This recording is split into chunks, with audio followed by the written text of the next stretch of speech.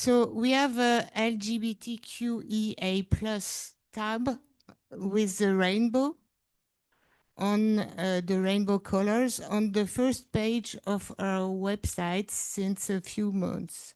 It was not voted, but put like that by the Internet Committee.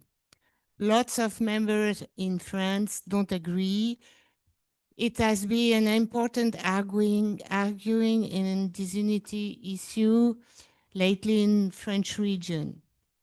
So are the LGBTQIA plus colors incorporated into documents shared with the public okay with our traditions? Because it's another movement, and I think it's a real question because all LGBT logos, etc., have the rainbow colors, and for me it's not a problem. But anyway, is it a problem with our tradition? And is the LGBTQIA plus rainbow logo on the home page of our website consistent with this tradition? And we are also add, how do you, I don't know the word in English. During the Pride, we have a car, a truck, LGBTQIA plus NA truck. And the same people said it's not possible, it's a militant question, and it's not a NA question. So it's a big Mario, and you decided, you voted already? Yeah, the region voted last Saturday to remove it. So, and the decision was to remove because?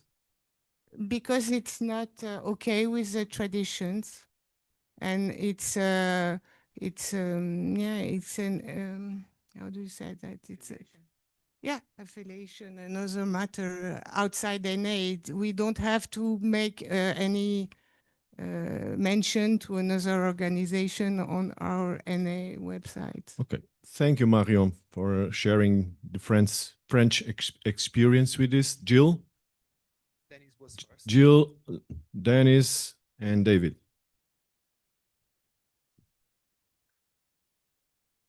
I'm Dennis Amenadik, RD Czech and Slovak region. Can I have a clarifying question, Marion?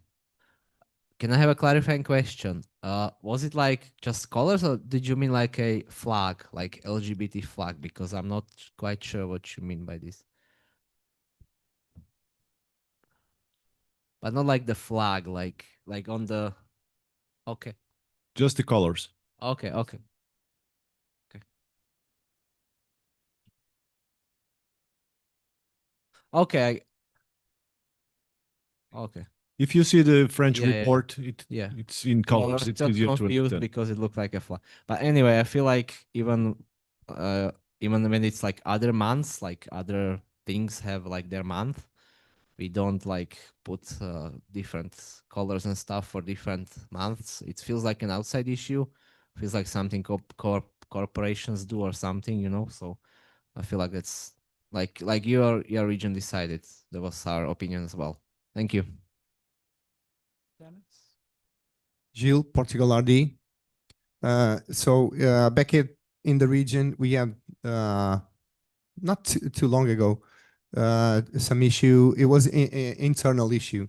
It was like a minute, and a trusted servant who happens to belong to the community used a logo with the colors, and he shared the minutes, and there were people that were not comfortable about it.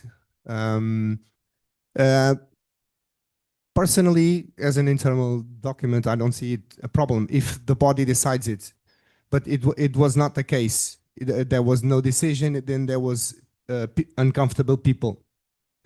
And as far as I understood, back at the French region was the same, and it's a outside web page that communicates with the public. And if we don't have a consensus, and it creates disunity, so I think that's the answer. And I think the region already found it. Thank you. Thank you, David.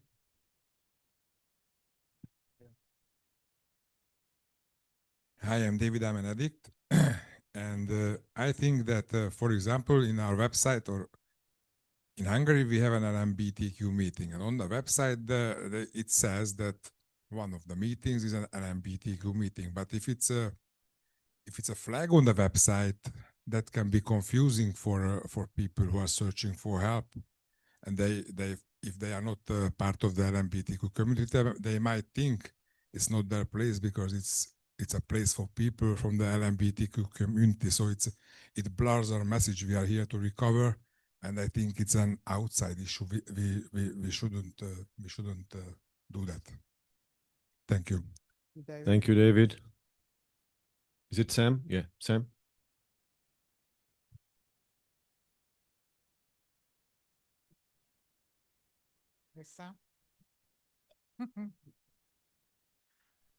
Sam Addict UKRD.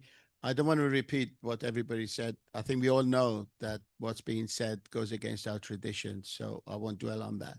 What I do want to say is that it sounds to me like region voted to remove this from the website, and the committee has refused to do so. How I understood it, okay? They haven't refused.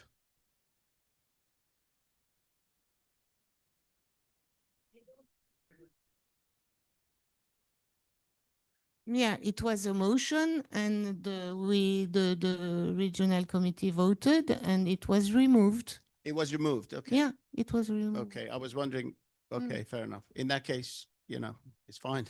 No problem then. Thank you. Alon?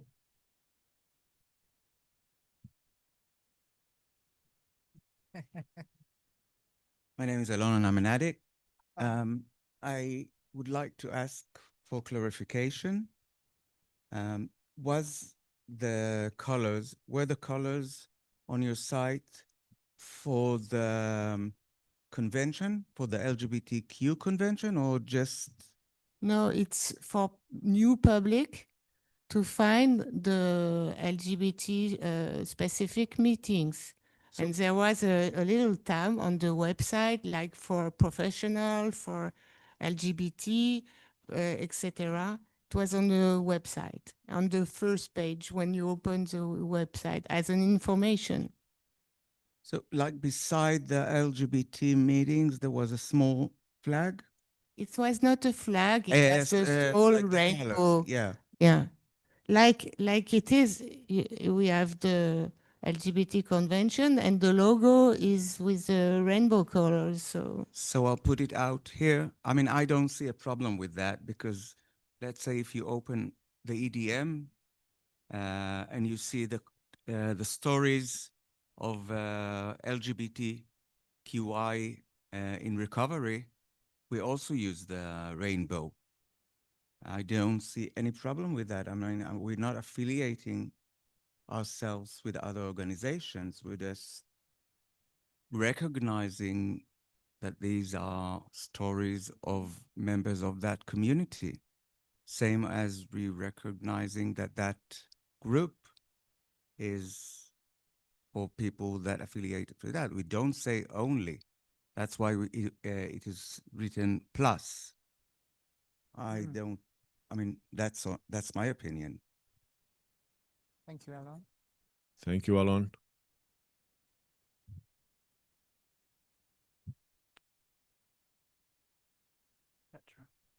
Petra?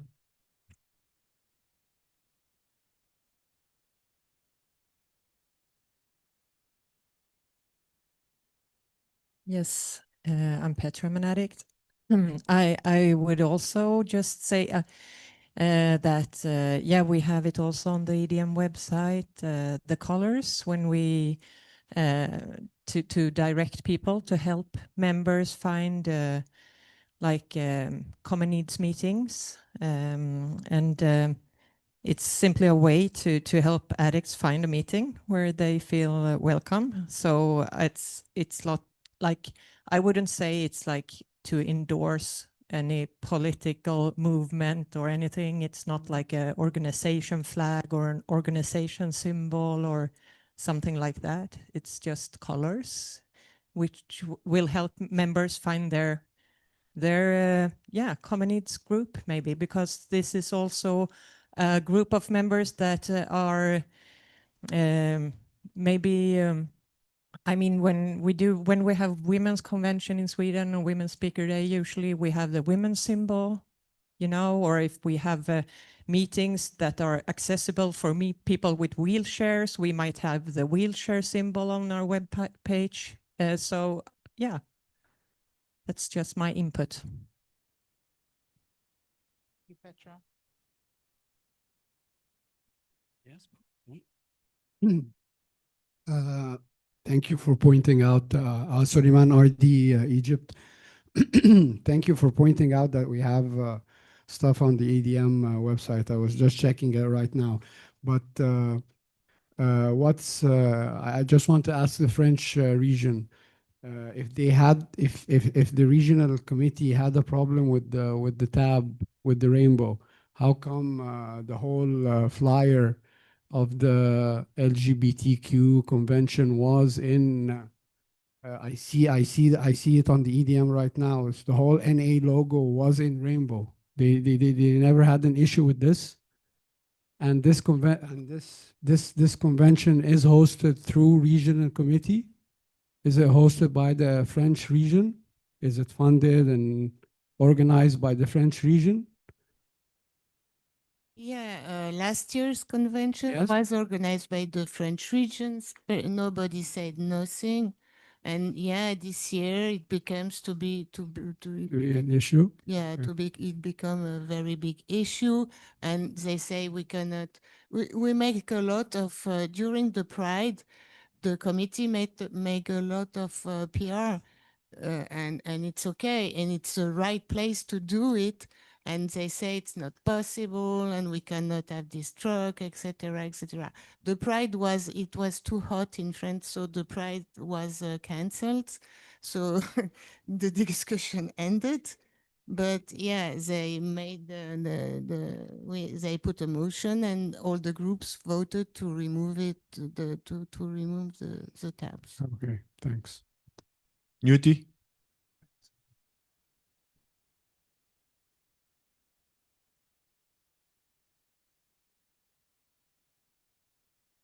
Newty RD Finland. I wasn't quite sure if you, what is the, if it's a NA logo or just rainbow or what was it? But anyway, there is on the website of na.org, there's a Narcotics Anonymous logo style guidelines, which can be helpful also with this matter. Thank you. Thank you, Newty. Okay, thank you for this discussion. We will carry on and we will go to Latvia. Nastasia, where are you? Oh, there you are.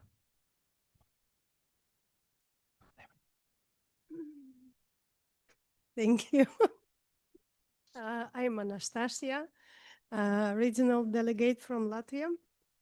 The question is simple. What practical benefits have your region received from to be the part of EDM or receiving now because you are in EDM, about the experience? Thank you very much. Thank you, Anastasia. Botan, here on the right, my right, and then Daniela.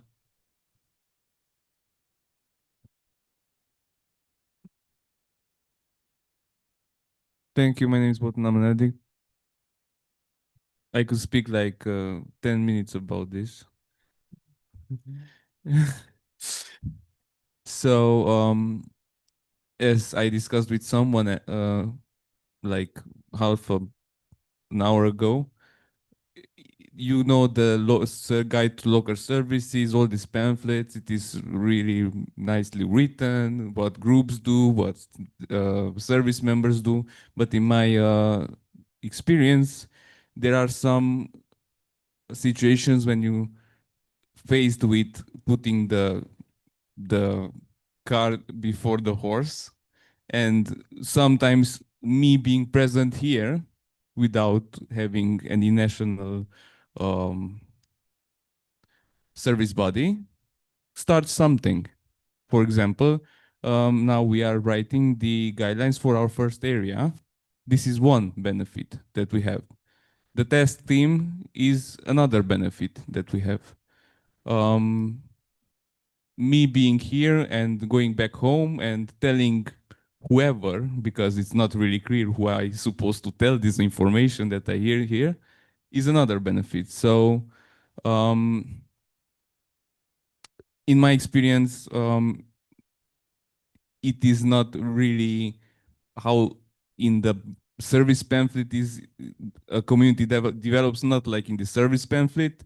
Sometimes I am faced and a community is faced with examples which I have to find some experience, and where else can I find those experiences other than here? Thank you. Thank you, Botan. Daniela? Sam? Then we will have Neil. Daniela AD. I don't even know where to start. So obviously, it is great to be here.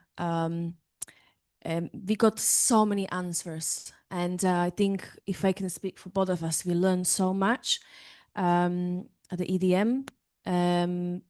For example, recently we had a meeting with ad hoc committee in Israel and Italy, I think it was.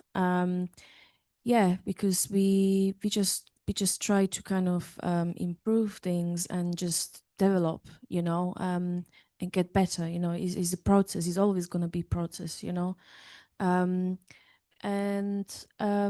helping with the service learning thanks to ESLD platform to integrate with a worldwide fellowship without needing to apply to WSC thanks to ZD. So generally, like even learning about cat and car, it was something new to our region. So we learned a lot ourselves, I would say. And then, you know, the information, you know, we gave our region, people learn so much and they can pass the information to other members and we can, you know, we generally, you know, be growing. So yeah, we just got like so much help from EDM delegates and steering committee. So that's, yeah, thank you. That's all I want to say. Thank you. If I may. Thank you. You I'm may Neil not. Menard, You may not. UK. I guess what's the benefits? Well, our old AD2 thought it was being paid to serve. But on a serious note,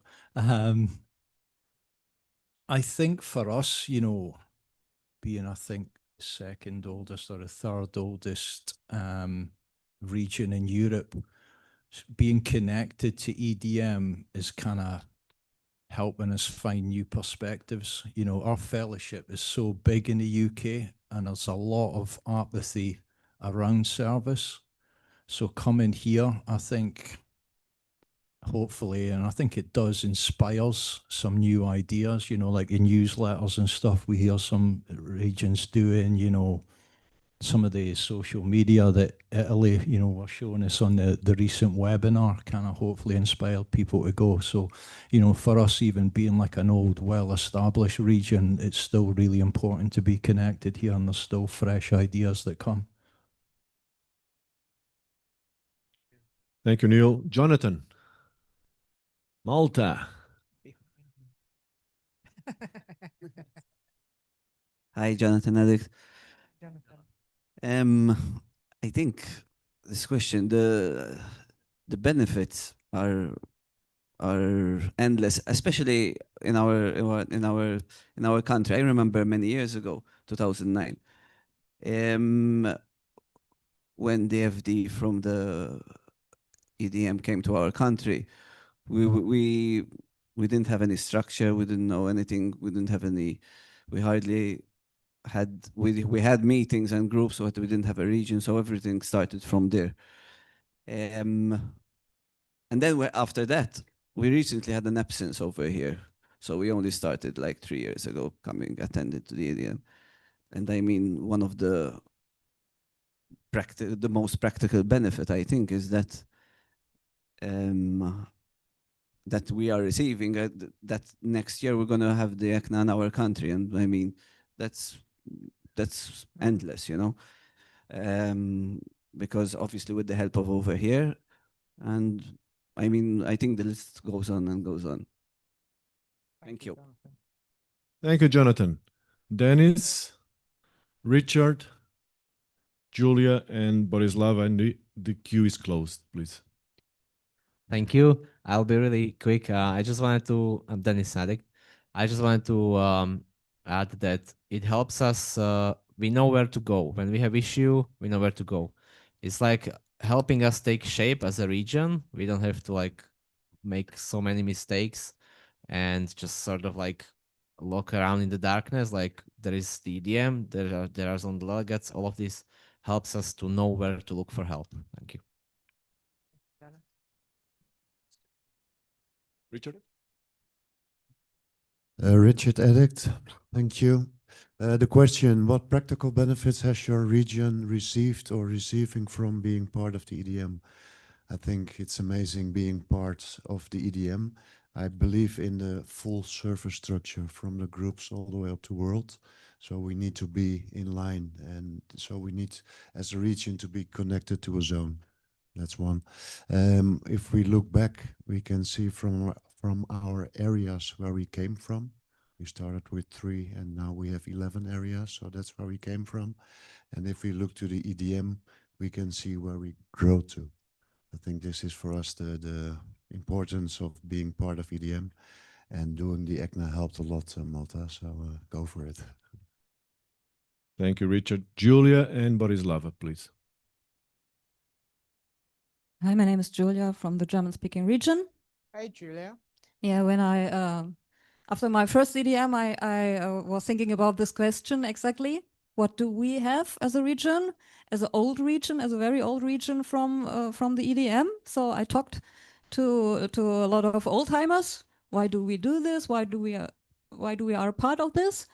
And I figured out that sometimes you cannot measure the outcome or the value for being a part of it, because in this case it's maybe for an old region or experienced region, it's sometimes more a spiritual value than something you can hold in your hands and can say, okay, they helped me with the website or they helped me with our service structure. So let's say sometimes it's very a spiritual value because we are a spiritual community. And the value is, for me personally, or for our region, to get a better understanding that we are a worldwide fellowship. And when I'm only in my region, I never get this feeling. And I can bring this feeling to my region. And that's, as I said, you cannot measure it, but we are spiritual. And one another thing, because I had the same question in my head and now I feel a bit ashamed about it, that I was thinking like this, because today I would say the right question is, what can I give? What can I bring to the EDM? Not what can I get? And this is how it works. Thank you. Hello, my name is Borislava and I'm an addict, Bulgarian RD. So, well, it helps us in many ways. It's a huge value being a part of EDM. Maybe I'll try not to repeat, a lot has been said, but well, it is a worldwide fellowship, and this is the way that we're part of this, not staying only in our country. Well, our programs teaches us to reach out for help. So every time we ask for help and experience, we do receive a lot of it, and it's very useful. We take part in every community dialogue, and in between we would ask questions, and we readily receive answers that we further apply. Well, and every EDM PR and fellowship development effort with us has had a huge impetus to our fellowship development. As an example, 2024 host of Winter EDM, and well, the PR presentation that was previously supported also by the PR committee. We learn a lot. We also, well, it's also spiritual value of being part of. And I will end with it because it would be endless. Thank you. Thank you, Borislava. So, moving to Poland, Kuba, would you give us some context on your question, please? Hello, my name is Kuba and I'm an addict.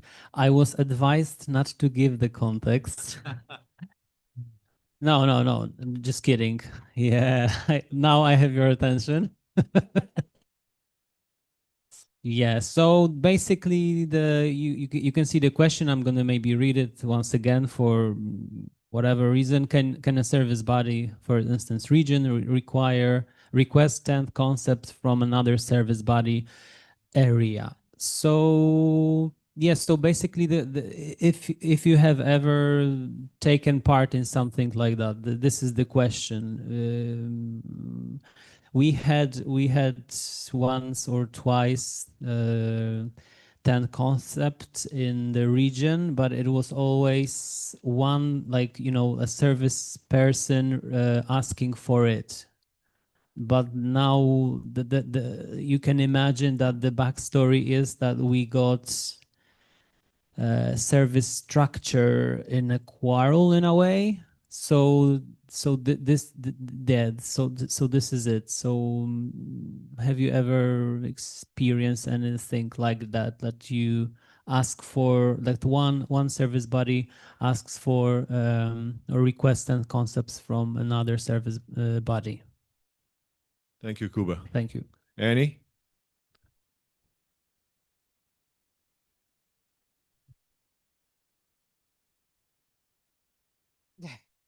I'm Hani Adek. Well, if you consider the region a member, then the region can ask for concept 10. The concept is for the members. The context of the concept itself is talking to the members, not to the service structures. But a service structure might ask for amendment from another service structure. Still, the region cannot ask the area for anything. The area can ask the region, but it doesn't go the other direction. Thank you. Emmanuel, España. Gracias, Guillermo. RD Spain. So yes, just as said, 10th concept is about the individual.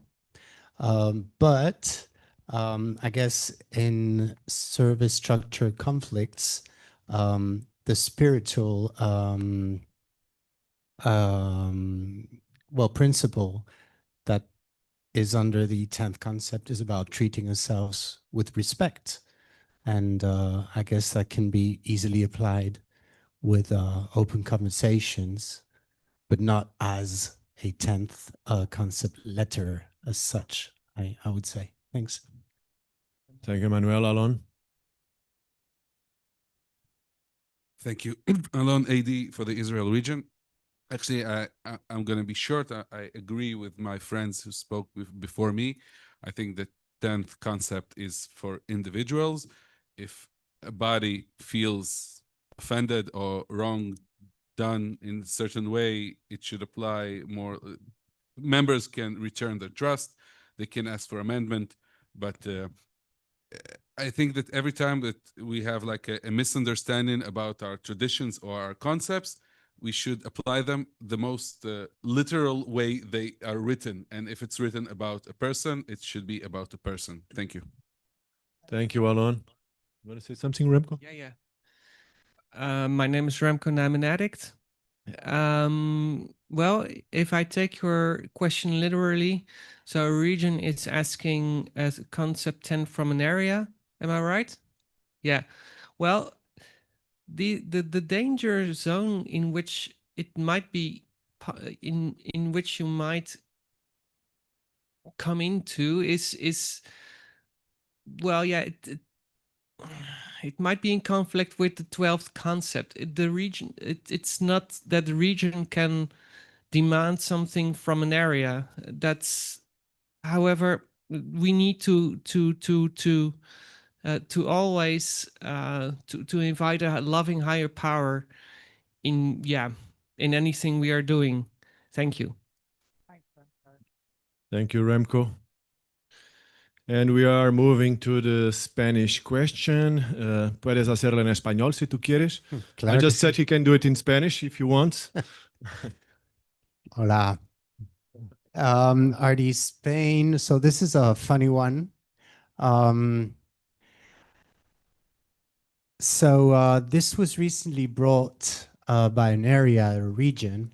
It seems, and we keep on getting that feedback from members, especially new members coming into service structure.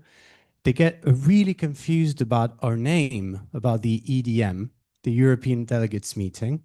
So I consider myself being quite conservative in NA stuff, but I was wondering whether this would be an interesting conversation to have with, or is it something we just should forget about?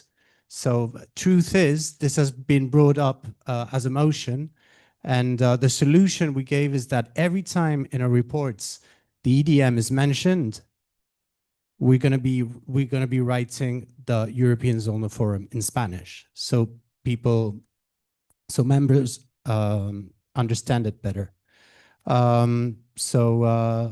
Does this happen in your regions? Is our name confusing? Would we, in the future, consider being called the European Zonal Forum? I would appreciate your feedback. Thank you. Thank you. So we have Dennis and then Jill and Dom and Tino.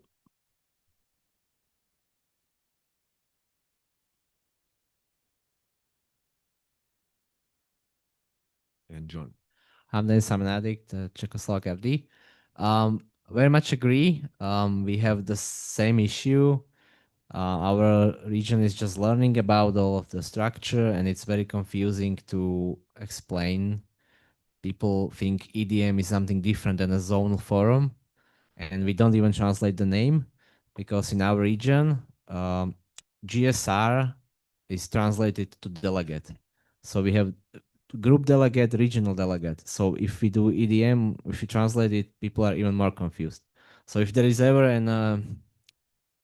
a will to change the name, it would be very appreciated. Thank you. Jill? Hi, Gilles, an addict, Portugal RD.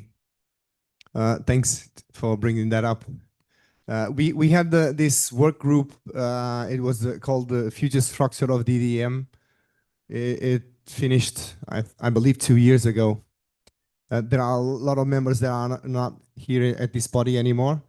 And one of the questions that we debated a lot was the naming. So we have the same rationale. Does it make sense? We still are called EDM. Maybe we should think about being called something else because we are not even a pure geographical European forum anymore. So there were a lot of questions. We brought this to the body, and the body didn't find that a priority. And also because EDM, it's like top of mind. It's the naming. Everybody knows like DDM, and technically it's a zonal forum. So it's a zonal forum that it's called EDM. And it's simple like that. But of course, if the body decides something different. Thank you, Jill. Dom?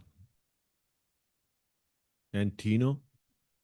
Yeah, I'm Dom. I'm an addict, Belgian RD. Just to say that we would like also change the name in European Zonal Forum. Thank you. Thank you. Tino, John, Rasa.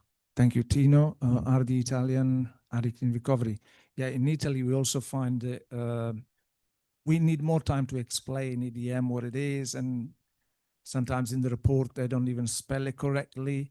So it will make more sense to us, really, to have a European Zonal Forum. Thanks. Thank you, Tino. John, Ireland?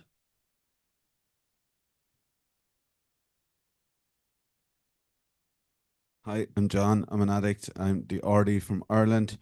Yeah, so as we did some work in our seating work group, the possibility of a discussion around is our current name ideal was discussed briefly. It didn't make it to a proposal or anything, but there was a few points.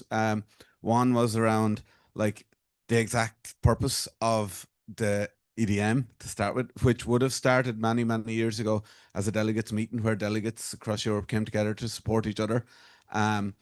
Prior, I suppose, to it becoming a zonal forum, but now acting as a zonal forum. So do we have kind of multiple purposes, and is the name ideal? And then secondly, with the growth of the EDM and that we're not restricted to European countries, is like the EDM the ideal name? So like maybe rather than just having a discussion about changing it to the European zonal forum, is there a time when we need to just have a conversation about the name in a broader context? Thank you, John. Casa? And Sam.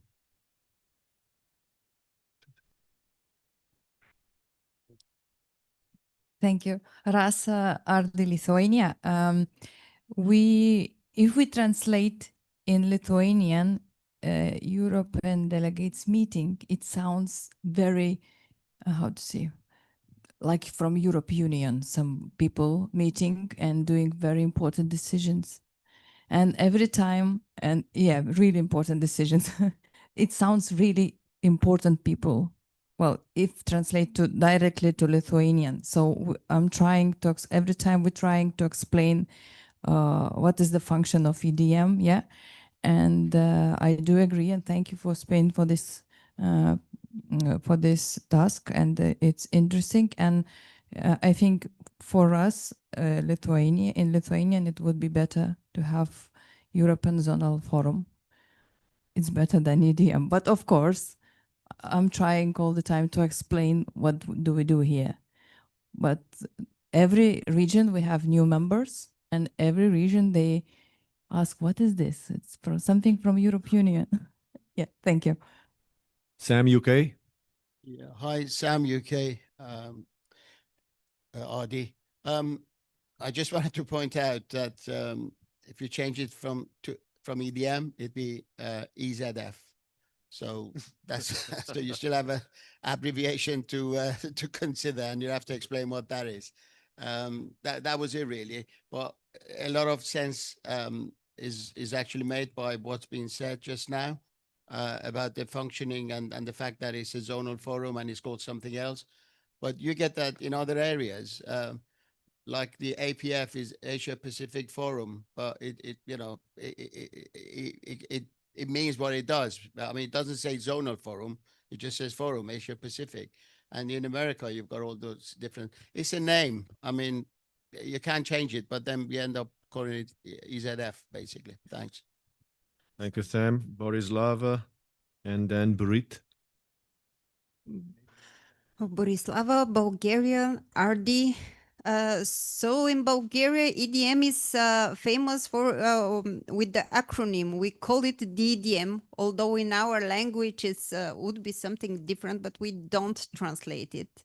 And we don't have issues with further explaining, because it's taken as an acronym, the way we use GSR.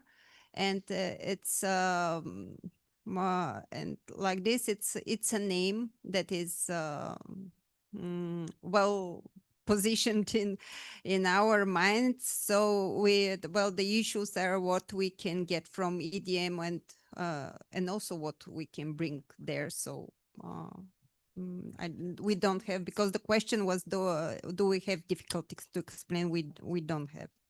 Thank you. Thank you, Borislava. Barit, then Marina. Oh, Marina. And then Niels. Oh, no, Berit? No, Berit. Thank you. Marina, the Greek RD.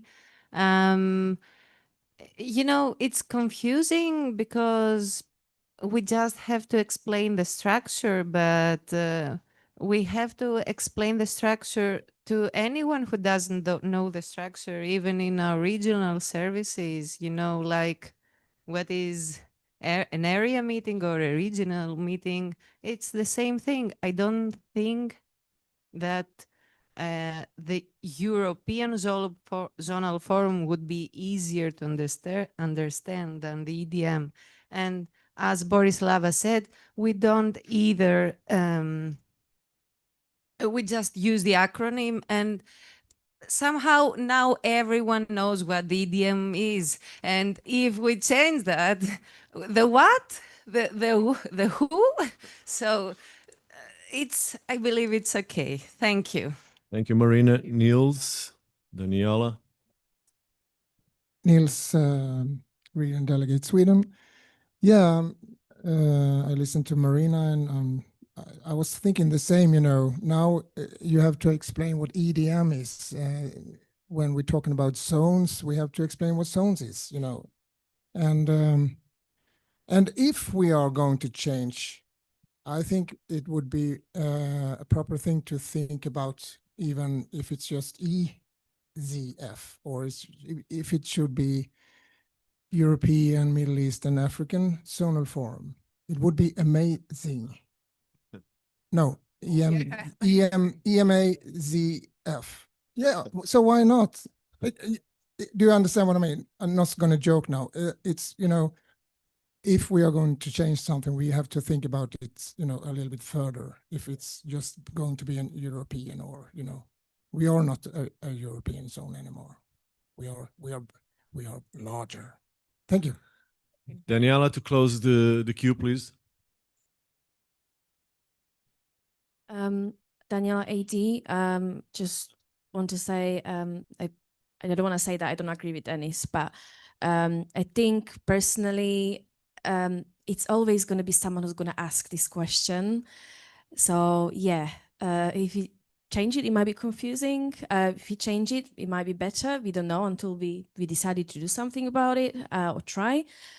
But I just want to share one experience. My friend recently in the UK, he's been in NA, I think 10 years now, or over 10 years. And he actually asked me a few months ago, what is actually EDM, Daniela?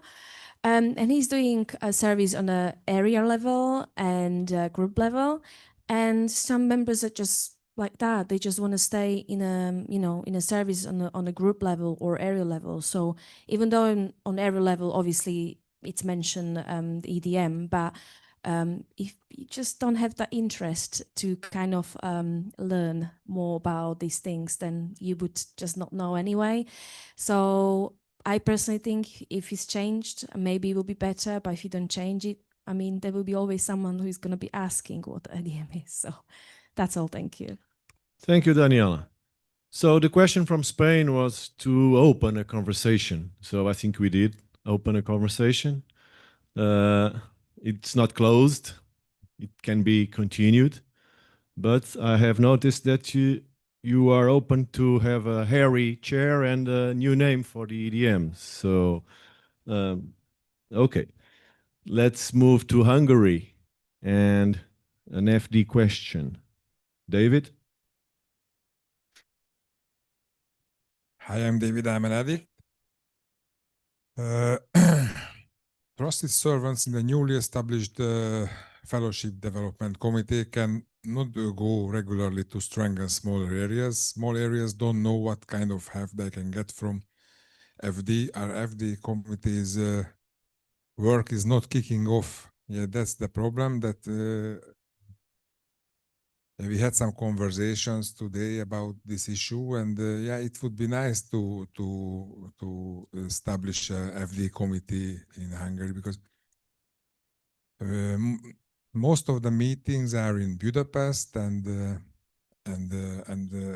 there are areas far away from Budapest, and we just don't have the energy. We don't have the trusted servants who put in the time and effort to sit in the car, go there, do this job, this kind of job, and there are some meetings they might not be like the real NA meeting. They don't know how to implement the stuff, how to to get the atmosphere of recovery there. And yeah, this is something that we are struggling to put together in the past 2 or 3 years now, and it's still not kicking off. And I would like to get help on this issue. Thank you very much. Thank you, David. Julia. And then Daniela. Hi, my name is Julia, a regional delegate from the German-speaking region. We had a similar issue in Germany, but I'm not very deep into this topic. But fortunately, I have a very experienced member of our fellowship development team here, so I would like to give the mic to Udo. Yeah, Udo Edict from German-speaking region. So we started FD as well, and we have similar problems. So we explain it on conventions. We made a workshop. People like it, they're clapping, but they don't understand. So I think they need to see it in action. So we decided stop doing online workshops. We decided to have a learning day and do some workshops, you know, and invite some areas so that they can see FD in action, like learning days, you know, and they have to see it and to feel it. And that's our solution, to hopefully get closer to the people, because nobody knows what it is. It's completely new in our region. Yeah. Thank you. Thank you, Udo. Daniela.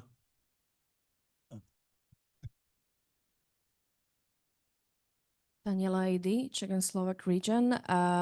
Few things I want to say. Obviously, we have 2 countries in one region, so for us, it's like impossible to meet in a person. So we like, you know, pretty much all committee except H and I for each country. So we meet online only. And the first thing what I would suggest is to attend FD monthly meeting and just to get suggestion and share the experience from other region, from other FD chairs. That's the one thing. These meetings are, by the way, are really useful because you can ask all certain, you know, all different questions. And when it comes to smaller areas, you know, that, you know, you can find someone like experience in a certain areas in Hungary who can be part of the FD committee, can be part of the like work group, and they can potentially do something in a person if FD can regularly travel and strengthen the small area. And one more thing I wanted to say is I would, yeah, it's just about the connection and communication. So so at the regional meeting, I would obviously talk about this, to share this in areas, and then ask the groups what they want. Yeah, you might ask once, it would not help. You might ask twice, it might not help, because that's what happened in our region. But we was constantly asking, what do you need from us? What do you want to hear? What do you want to learn? And yes, it's not always many people who are interested, but my experience is you do presentation about what the FD committee is, and let's say 5 people attend, and these 5 people will talk about this with under 5, and that's how it can grow, and you know, the information can be shared, and then more members can be interested. It maybe might sound silly, but that's something what worked in our region when it comes to a literature committee. So yeah, FD meetings, it's just, I guess, it's just about the communication and information, just to make sure that is, you know, you pass the information, ask the groups, create, I don't know how to say that in English, like a pools, for example, not pools, but just something you can share on like Google, what something will like Yelena shared at the beginning, and you can share, you can send it to the email to all delegates, and then so they can, in a conscious meeting, they can, business meeting, they can actually talk about this. What do you want to hear? How you want to strengthen our home group? So yeah, it's just the process again, as I mentioned before, with different questions. So yeah, well, good luck. Thank you, Daniela. We have Alon, Christina, Kuba, and Neil, and the queue is closed, please. Alon? We have Zainab online as well. Okay. I will include Zainab. Okay. Call her now or after Alon? Zainab. Hello. Oh, thank you. Hello. Hi, my name is Zainab. I'm an addict. Yay. Can you hear me okay? Hey. Yeah. So David, I'll just keep this quick, fellowship development, developing the fellowship. It's a challenge in my region too. It's a big country, 70 million people. Most of the meetings are in Istanbul. So we set up an FD committee 3 years ago, and I think we have similar challenges. We had to write guidelines on how to do outreach, how to reach out to these isolated members, starting groups, working with HNI and PI, and I think how to work online, how to support them online, and budgeting, strategic planning, how to go to the region for support to ask them. We had to write our guidelines depending on our experience. It wasn't, we experienced it, then we wrote the guidelines. So if you need any support, we could do, me and the former delegate Başak, she's also involved. We can get together online and we can share best practices. I think we can be of help if you like. Thank you.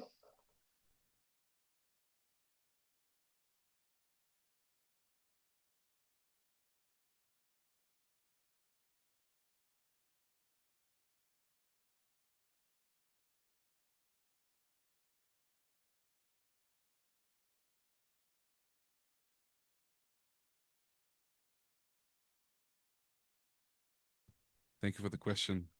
I remember we had this discussion, I think, a year ago about learning days.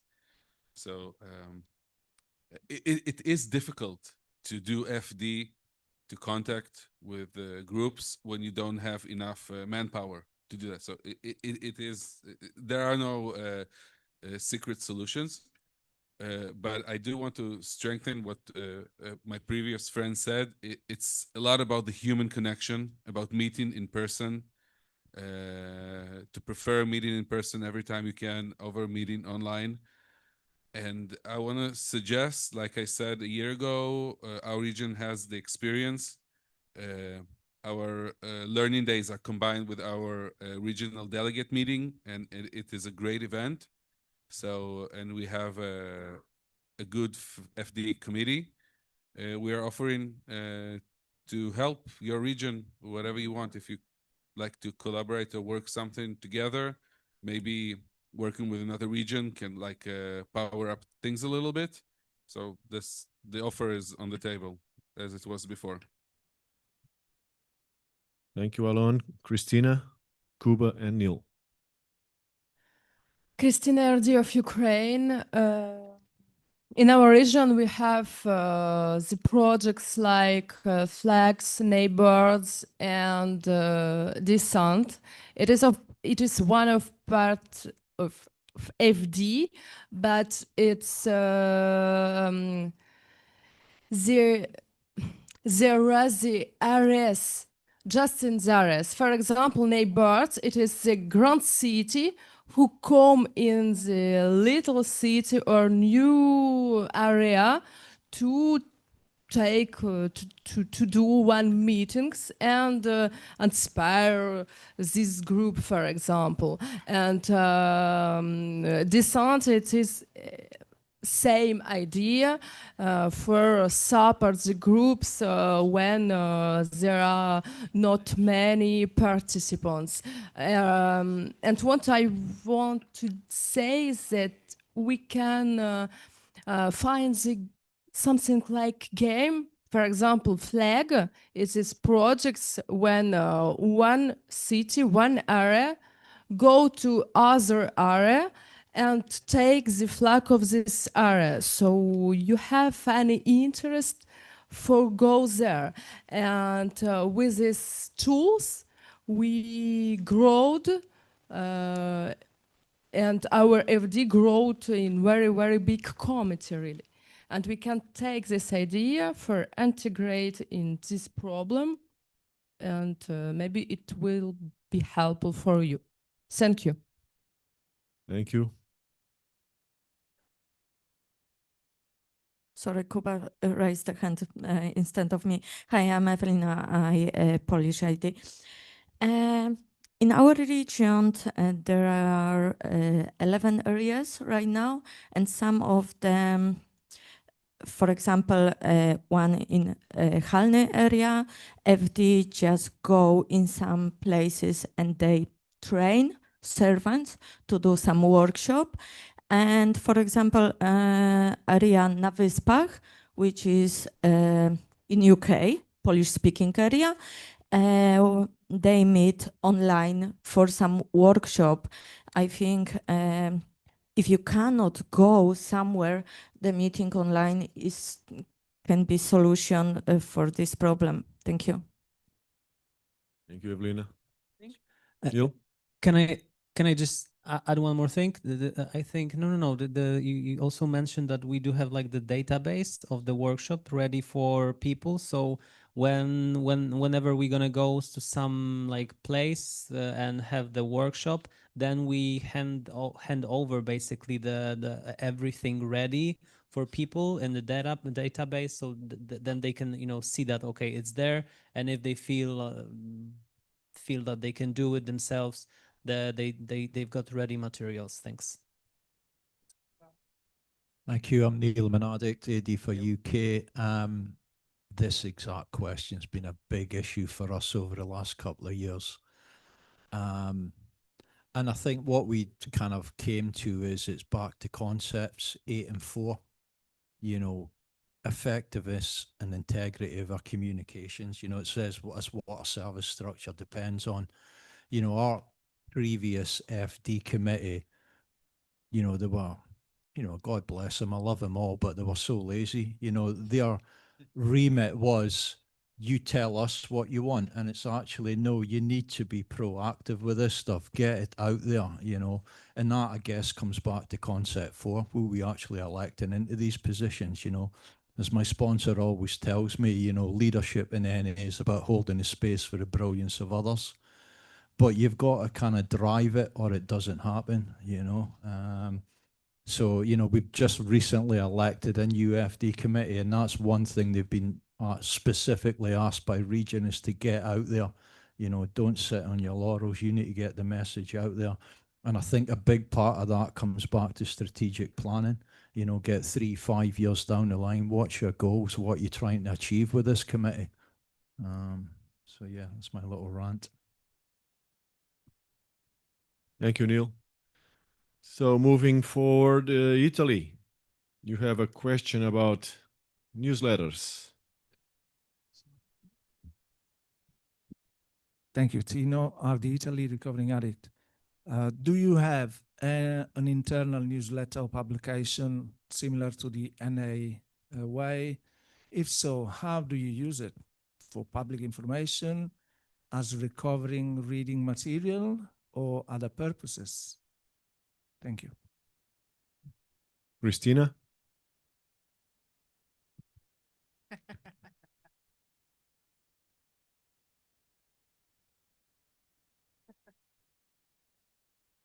Thank you, Gilles. I'm Christina. I'm AD from Portugal.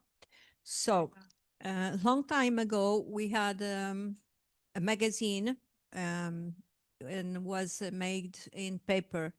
And we sent to everyone that want to inscribe. We send by mail to the house. So now and then we didn't have so for a long time. Now we have again, but only online. And we send to all the groups from our region, to all the members. We also make in English. We also send to EDM some members.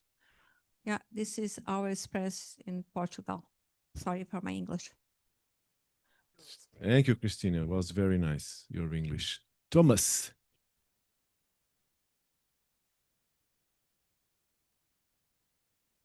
Hello, Thomas, AD Finland. We in our region we have a newsletter that is we actually created a service position entirely to make this newsletter because our regional meetings obviously we have the minutes that are distributed along the service structure to all the groups and members. We try to make this a little bit different. We tell stories, and we're not that formal in this newsletter. It's one of the functions has also been to get the region closer to the members, so that they would feel less of a divide between the service structure and themselves. Yeah, but we've created a separate service position for this, with the purpose of this trusted servant being in communication with the region, with all kinds of groups and members in our region, in order to use their own judgment to snap up what could be interesting events, for instance, new service positions, stuff that they would like to tell members. Yeah, thank you. Thank you, Thomas. Annie. I'm Hani Adel. We had it like 5 years ago, and it contained announcements. It contained some personal stories, short ones, some drawings and poems from talented members. But all of it was under the umbrella of the PR committee, as it might reach public, so it should be revised. And all the members that were in service in this magazine should be attending the PR committee and should be trained by the PR committee to start working on the magazine. Any publication that would reach public should pass through the public relations committee. Thank you.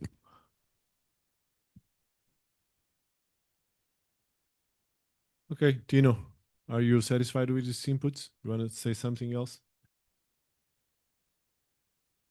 Can I just add one more? Thanks very much. We had a debate.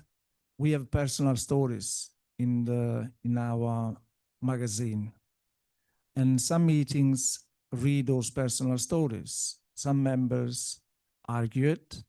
They say, well, it's not recovery approved material. Then other members said, well, if I'm sharing my experience in the meeting, nobody has approved that either. So we had this discussion going on, and that's why we included that in the question. If you have any input, and what's your view on that, please? Alon? My name is Alon and I'm an addict. We used to have that, but we don't anymore. I think we used to have, up until lately, stories that we used to give to inmates.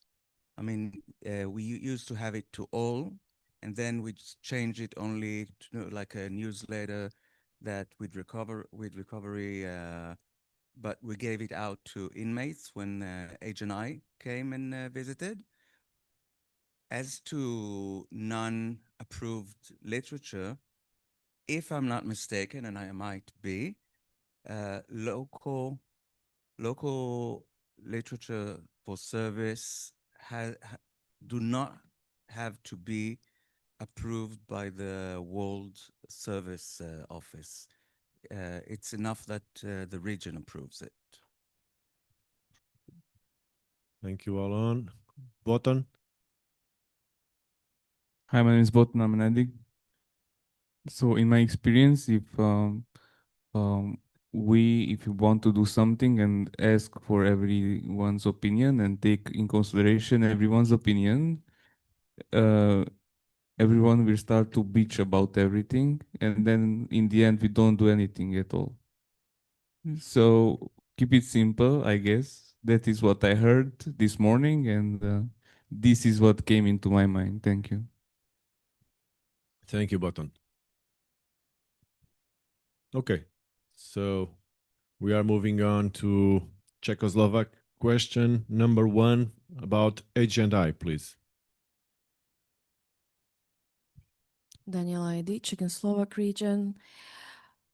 So what question's a bit like complex? It's a lot. So the first I want to say, so if someone has a something to, something can be sent through the email, that's amazing. I mean, Emmanuel already did it, and that's great because everything is written. So if you have a time or you have, or HNI committee in your area or region has this, these answers that you can be sent to our email. First question, could you please advise what the requirements are in your region area for member to chair a panel in a prison or rehabilitation center? Additionally, what are the requirements for members to attend service in the prison or rehabilitation settings in your region or area? Do you have any written guidelines regarding this? And I just want to say, so I know, like, for example, UK has, area where I live, so you have to be part of the panel to go to the service in a prison. In our region, how it works, there is a chair of the panel, and then there's someone who is not part of the HNI, don't have to be part of the HNI, can actually go to the service as long as it has obviously the clean time, working steps, and all these basic requirements, the most important requirements. But what I want to say is, and obviously experience, someone who is not a newcomer, but is not part of the HNI. So that's what I want to answer that, because I know that someone might mention that. That's the first question. Thank you. Thank you. Alon, Annie, and Tata.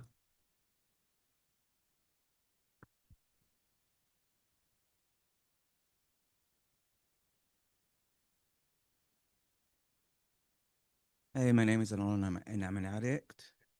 I know that, we have a very strong HNI in Israel.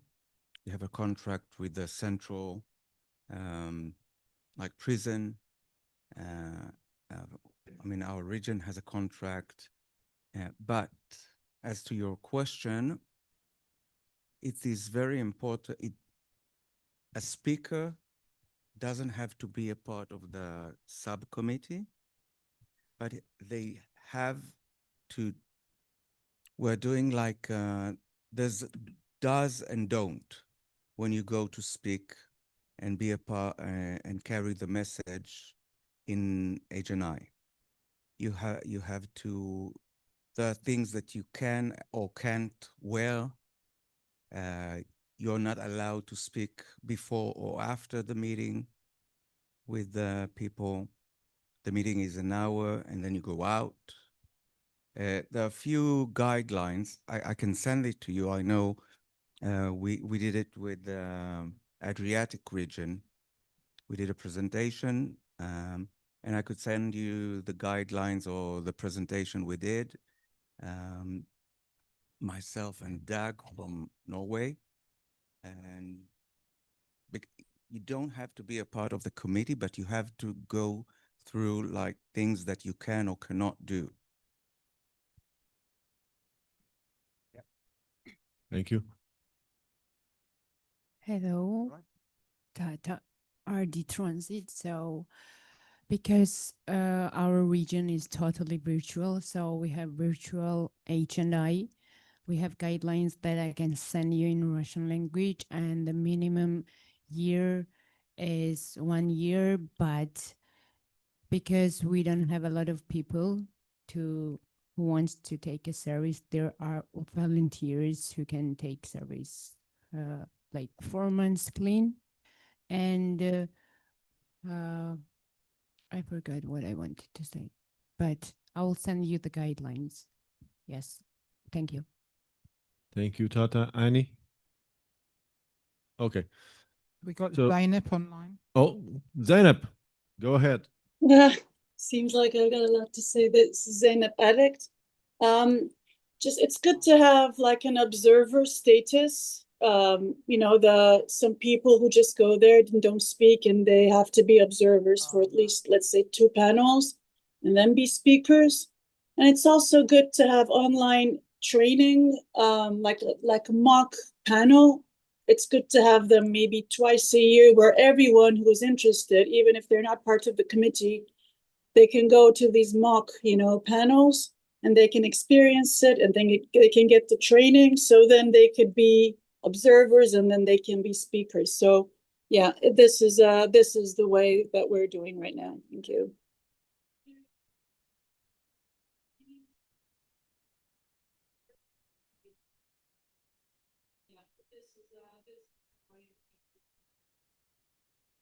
Thank you, Zainab.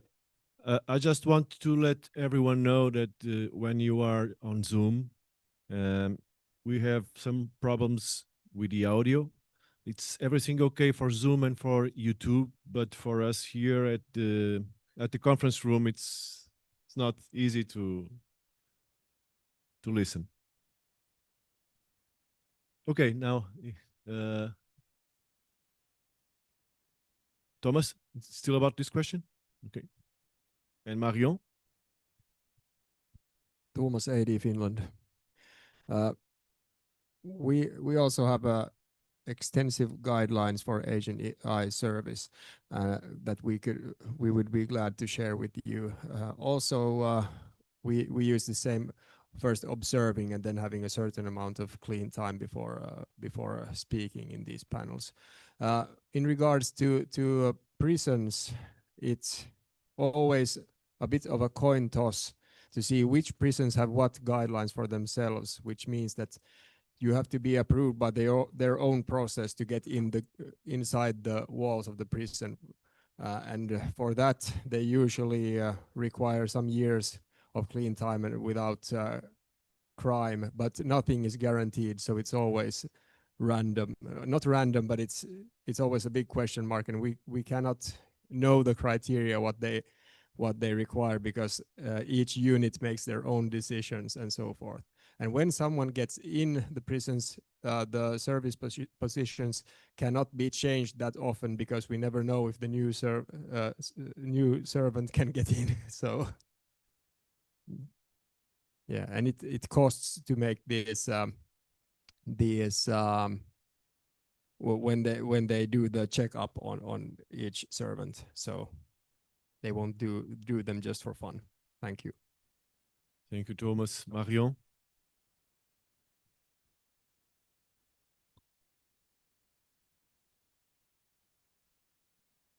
Hi, I'm Marion. I'm an addict. I'm the French RD. We have a very strong HNI committee. Just want to say I can't share with you. We have guides for the people who are going to prison, or for the people which are going in institution. It's a PowerPoint guide, so it's in French, but I can send it to you or maybe translate it. Yeah, it's a very long process to be accredited. I don't know if it's yeah, for the servants who are going to prison, and it's normal because it's justice. We have also online training for the people who want to serve, and we have guidelines. So I just can't share everything you want me to share with you, and eventually translate it in English if you want. Thank you, Marion. Dennis, Daniela, about question number 2, I think there's a lot of regions that already shared their guidelines with you. I think, okay, so unless you have any specific question, I would go ahead. Yeah, just wait for the mic, please. Daniela AD. So the HNI basically asked, some of them can't really speak in English. So they just ask, like, especially if you have it in English language, that'll be better, but you can probably translate a little bit in DeepL or in AI or whatever it is. So basically how you kind of doing it, just these basics, maybe something we was talking about, but maybe a little bit more, deeper. So that's HNI actually asked the questions. How are you doing the service in the prisons, how it works? Because I got my experience from UK, but I wanna just bring some kind of like answers, or experience from other countries. That's also, if you have something you can send through the email, please do, or reach out to the WhatsApp. Yeah. if I may just add to that just very quickly, we are also asking if you have anything written down about like what kind of contracts you have with the prisons, like the legal stuff, how it's done in your countries, because that's something we are struggling with understanding. We know that the justice system is different, but it could be helpful. And it Just could an be, example. thank you, Dennis. And it could be helpful to hear some input from Nick. I'm Nick, I'm an addict. I was trying to be discreet.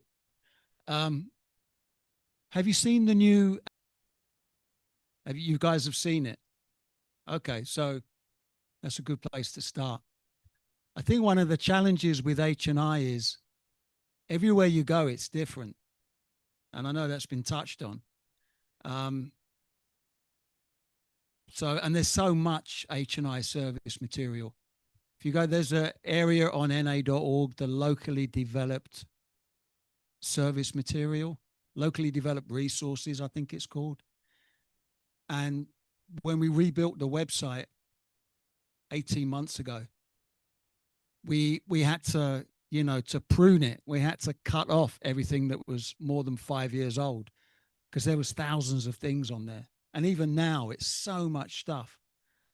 So that's kind of your challenge, is to find the things that work for you. When it's like a forest, you just need a toothpick and you got a forest. It's kind of crazy.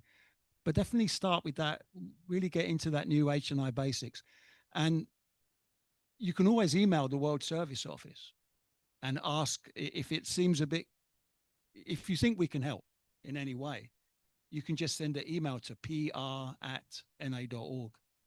and that will get to the right people. So that was kind of it. Thank you, Nick.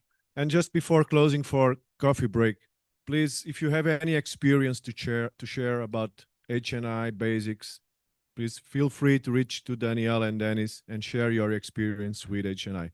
Okay, we are having a coffee break for 15 minutes. No longer, please.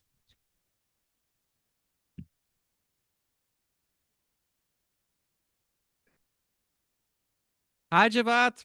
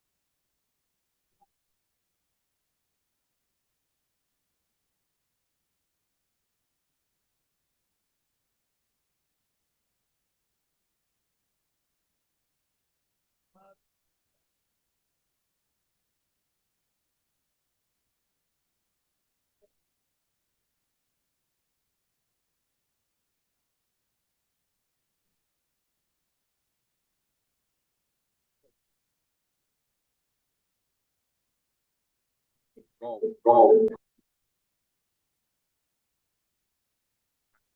something.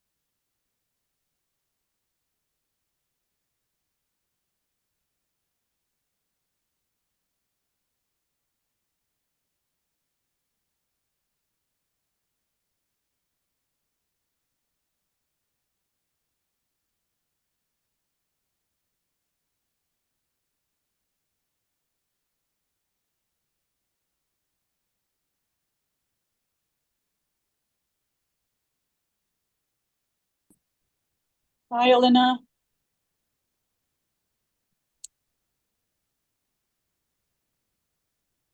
Elena.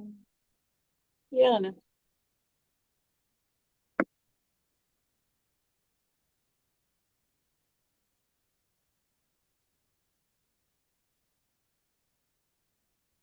You asked me to speak. Can you hear me?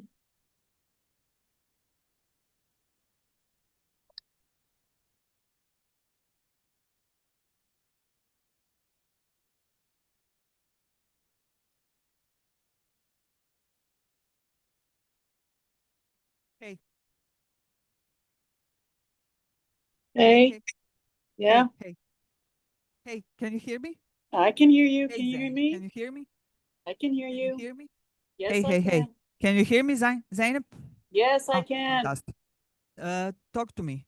I can hear you. Can you hear me? You can't hear me. Talk a little bit longer. We are I trying. will. I will. I will talk a bit longer. So yeah, my visa didn't make it on time, but now I have it. I have a very long visa now, but I won't have it until Monday. So yeah, anything else? I wish I was there. Are you having a lot of fun? Do you want me to keep Okay, on this is talking? terrible. We have a horrific feedback. I Oh don't know if you can no. hear me. No, I can't. Can you please turn off your speaker? My speaker? What speaker? What speaker? My microphone, you mean? Hayır hayır. Sesin eko yapıyor diye speakerları kapat. Hani seni Your açık kapat, computer sesi kapat audio, diyor. not your microphone, but your speakers, computer speakers. It's an iPad. Give me a second. Give me a second. Just turn the volume down. Okay. Is it good now? Is it good? I won't be able to hear you saying yes or no. Did that work? Can you hear? You can't hear me? Wait, I'm going to turn it off again. Is it good now? No?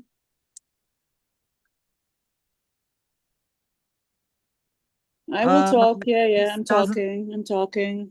I'm talking. 1, 2, 3, 4, 5, 6, 7, 8, 9, 10, 11, 12. No? No good? I will keep talking. So it was really bad, you know, when I was trying to speak back then, so no one heard me. Oh, I'll keep on talking. 1, 2, 3, 4, 5, 6, 7, 8, 9, 10, 11, 12, 13, 14, 15. Shall I keep on talking? 1, 2, 3, 1, 2, 3, 1, 2, 3, 1, 2, 3. 1, 2, 3, 4, 5, 6, 7. Okay. Is it good now?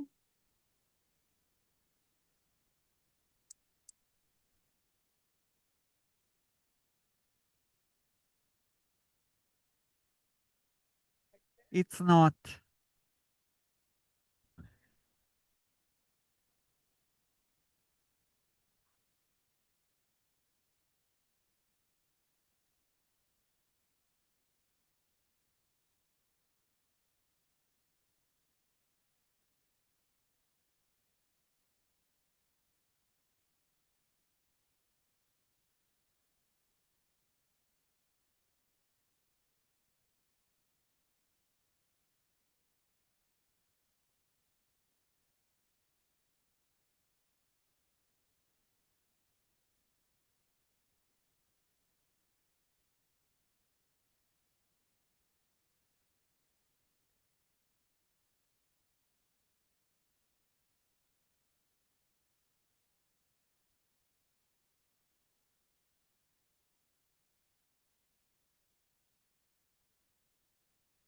So Zainab, can you hear me now?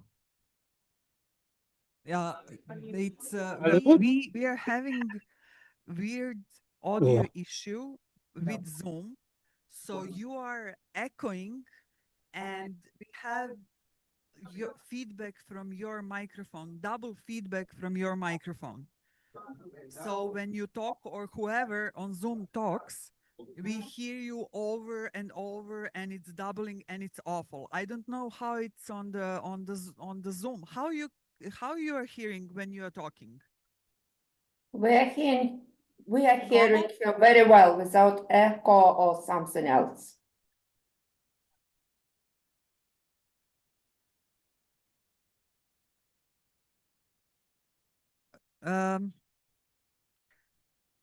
So we are trying to figuring out. That's why I'm asking of you to look like I'm somewhere interesting.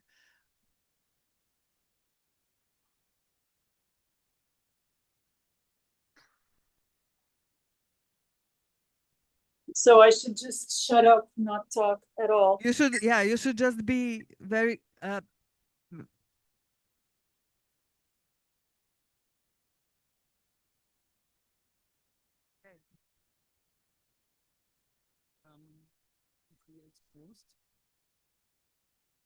Zeynep.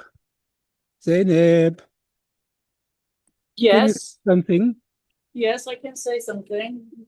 1, 2, 3, 4, 5, 6, 7, We 8, try 9, with the mic here. 2, 3, 4, 5, 6, 7, 8, 9, 10. 1, 2, 3, 4, 5. Shall I Yeah. keep talking? Yeah, keep talking, keep 1, talking. 2, 3, 4, 5, 6. Test, test, test. Test 1, 2. Test 1, 2. 1, 2, 1, 2. Test, test, test. Arbeiten ist scheiße. Ja, genau. I just need to see. Yeah. Okay. I because decided I would cook. So I'm trying to stir some food here. we- Still the we're using- echo?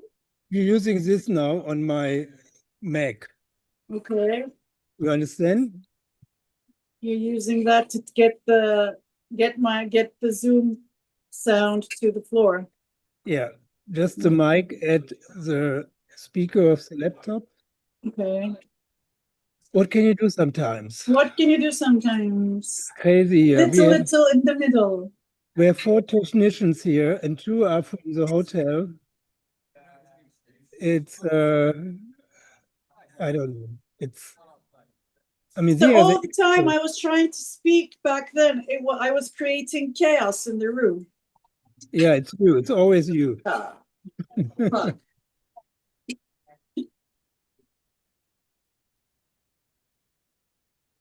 Okay, I mute you, and then I come back to you.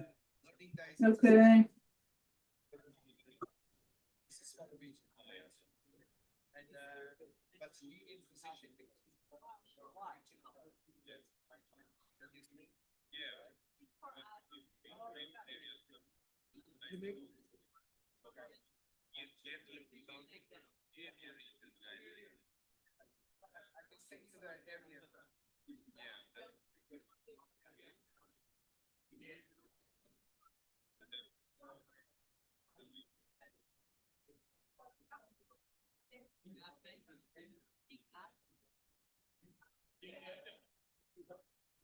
Let's take our seats, please.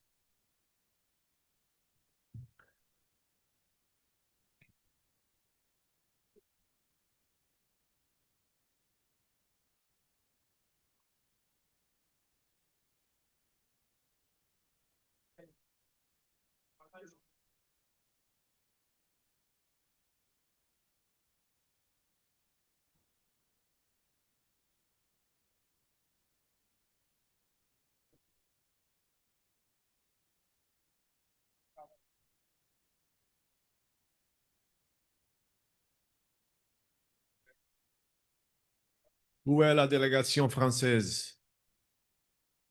Marion, Max, we are starting with your question from HNI.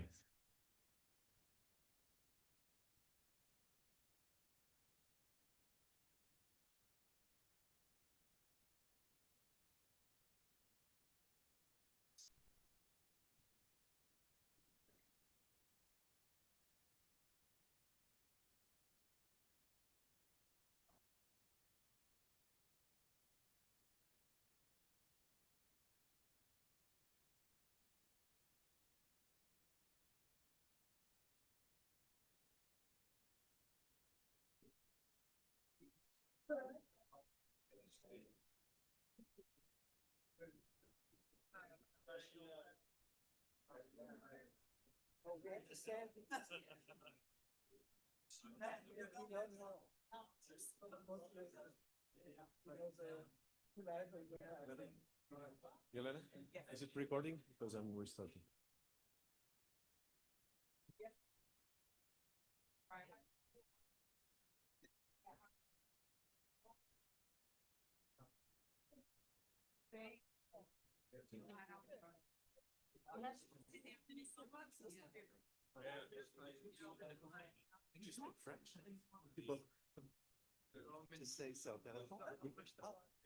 Oh, Pratique avec Duolingo.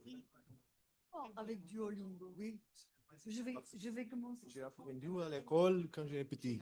J'ai appris à l'école quand j'étais petit. Mais j'ai oublié par... Oh, pardon.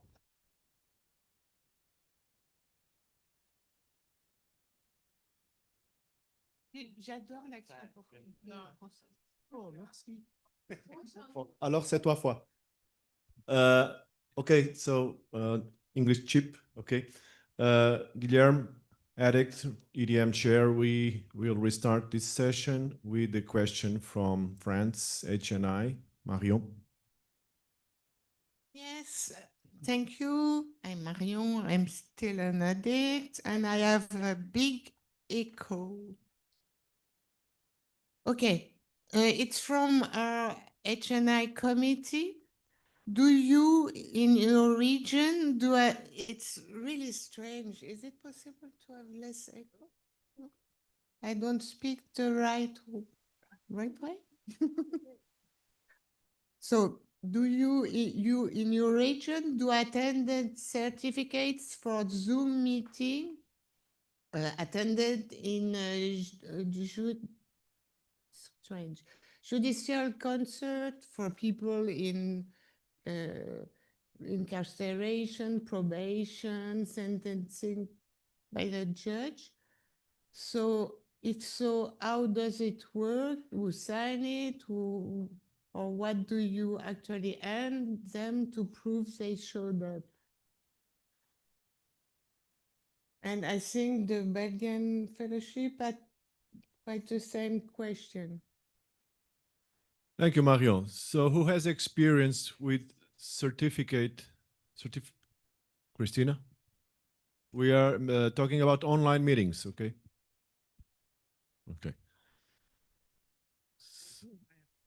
Sam? Hey, Marion, thanks for your question. I have a contact that I can give you for an online group in the UK who sign certificates for the attendance. So I'm quite happy to share that information with you in your region. Thank you. Any experience on NOS? Yeah. I'm Nick, I'm an addict. On the virtual meeting resources page of na.org, there's a single page document we created beginning of the pandemic. So it's kind of old now. It's like, wow, thank God, which is exactly on that topic. And it says there's three main ways, which I think two really seem to have surfaced as the main ways, is someone in the meeting simply sends a text to the person requesting verification. The other is an email. For a while, there were kind of complicated ways. They had a widget installed on the website and you clicked on the widget, and that it was a bit too complicated for most people. I think the most important thing is two things. First is, what does the agency that is requiring the person to attend, what is acceptable to them? So if it's a court, and it's not a piece of paper, what is acceptable to the professional body? And the second is, does the professional body understand that we're not going to show up in court like a probation officer? So that's a kind of public relations question. You know, has the public relations committee done the work with the court or whoever it is to explain what NA does and doesn't do? So it's a two-pronged approach. You know, you have to, they can't have an unrealistic expectation of an anonymous fellowship, you know, so, but that is on na.org/virtual. And then there's there's one of the older bulletins, which is probably 15 to 20 years old, that talks about court cards, what they call court cards in NA, which has some really good general guidance for both groups and committees. So that's where I would send you, and that's na.org/bulletins. Easy. Thank you, Nick. And you might want to keep the microphone, because do you have an answer for the next question about, do we have an AGNI week like we have a PR week? Is that something that can be planned or not? Now, wasn't there a motion empowering the World Board to create special days? I think that was in 23. I would have to go, my memory is, the hard drive is full. So it's not impossible. It's a resource question. really, ultimately, like many service questions. What I will say is that we used to do quarterly H&I webinars that were on like a Thursday afternoon, which is like it's midnight in Paris. You know, it's not particularly useful. We moved them to 9 a.m. on Saturday mornings. There's a PR one. We just did an H&I one, or it's coming up. It's next weekend. I forget the date, but it's and it happens quarterly. Now there's 200 people there from all around the world. So it's not an H&I week, but it's an H&I webinar on a quarterly basis. So I would really encourage any H&I trusted servant, again, to reach out. You can send an email to H&I, all one word, at na.org, or pr@na.org. It both goes to the same place. But we have a very small, it's really one person at the office now, with Jane, who is retired, but no one ever retires from the World Service Office. It doesn't, it's like your last EDM, it doesn't happen, right? Or it might not ever happen. So you can send an email to either one of those addresses and you know, ask for more, ask the same question. They'll probably tell you what I told you, is that. But an H&I week is really led locally. It's like, it's really about, it's like the PR week is about what are you doing in PR in your communities? How are you celebrating this week? What special events are you doing? So I would guess an H&I week would really be driven by the fellowship rather than requiring, you know, the staff at the office to do more than they're already doing, which it might be a little problematic. We're a little overloaded. But there's also a lot of really great H&I projects that you guys, or at least many of you, approved at the conference. So it's really, H&I is really right in the frame right now. It's very much in the spotlight. So I think it's a great question. Hey, send it into the office. I think it'd be great. Thank you, Nick. Emmanuel, would you introduce us to the next question from Spain? Belgium. I think Belgium was first. It was already answered. It was Yes. kind of the same question. Thank you to Nick to answer at everything I ask, and thank you to Marion to answer the same question. Also, Emmanuel sent me exactly what Nick said, so I have a answer before coming. But about Nick said about the peer, that's exactly what we are trying to do, to explain to institution what we are really doing. And we are very successful with the court in my town. It's very new, and they really appreciate what we are doing, and they give some some defendant to come to the NA meeting. So that's very, very great. Thank you, Nick. Thank you, Dom. Emmanuel, RD Spain. My question is a PR question. In your countries, do any institutional or governmental documents recommend NA? And if so, would you be so kind as to send it to me? Thank you. Thank you. We have Neil and Newty.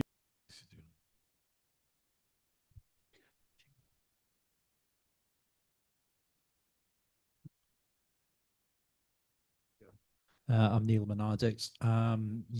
I'll send you the link. So we've got a body called the National Institute for Healthcare Excellence. It's part of the NHS. It's part of the government, basically. And they've got guidance documents that get sent out to general practitioners and stuff.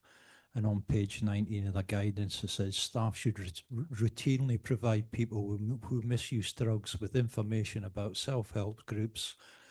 These groups should normally be based on 12-step principles, for example, Narcotics Anonymous. I'll send you the link for it.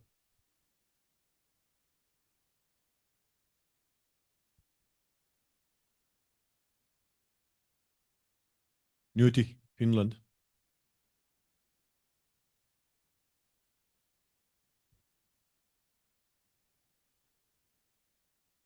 new to RD Finland.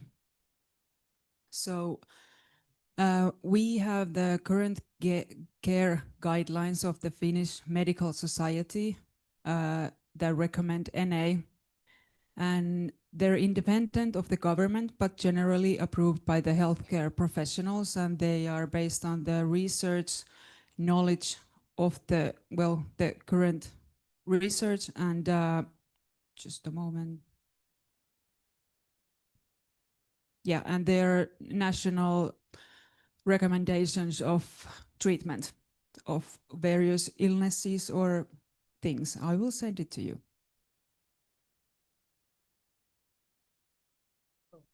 Thank you.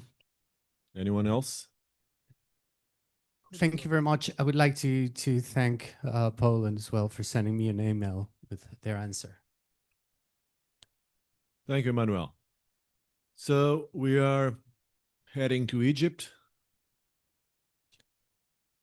And a request for experience from PR.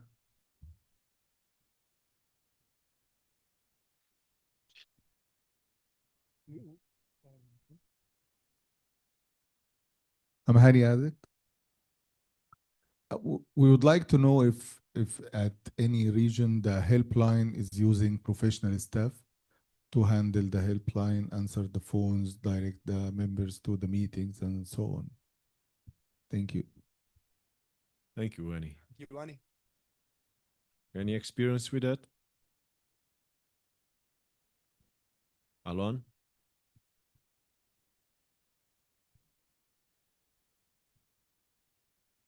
Hey, honey, Alon Adi.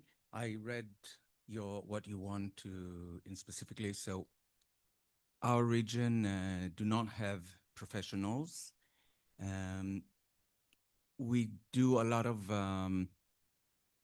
specific learning days for volunteers from the fellowship to those. We have like a hotline, and the number goes out to everyone that has gotten his, like a certificate that he can be. And the first one that answers kind of get that call. And anything we have, if we have a convention, if we have anything that has in an A, they recruit people. We get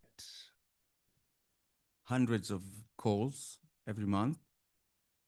And but we always do every time before someone can be an answer, it has to go through few times of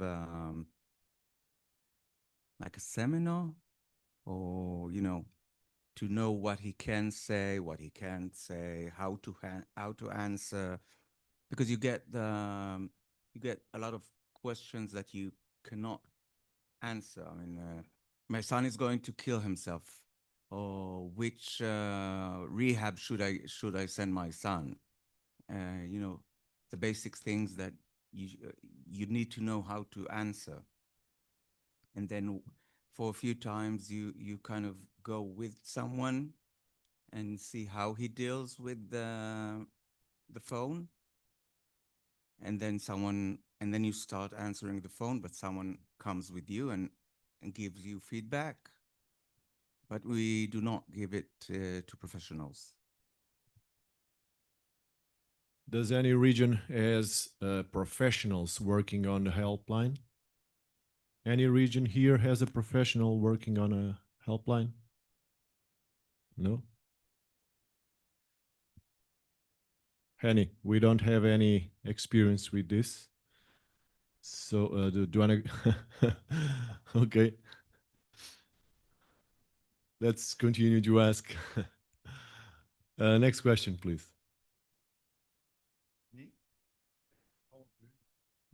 It's for regions that do not.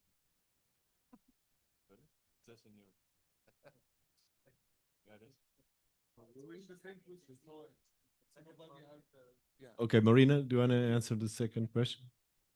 And Borislava? You know? Related with the first, I think. Yeah. Okay, Marina, I'm the Greek delegate.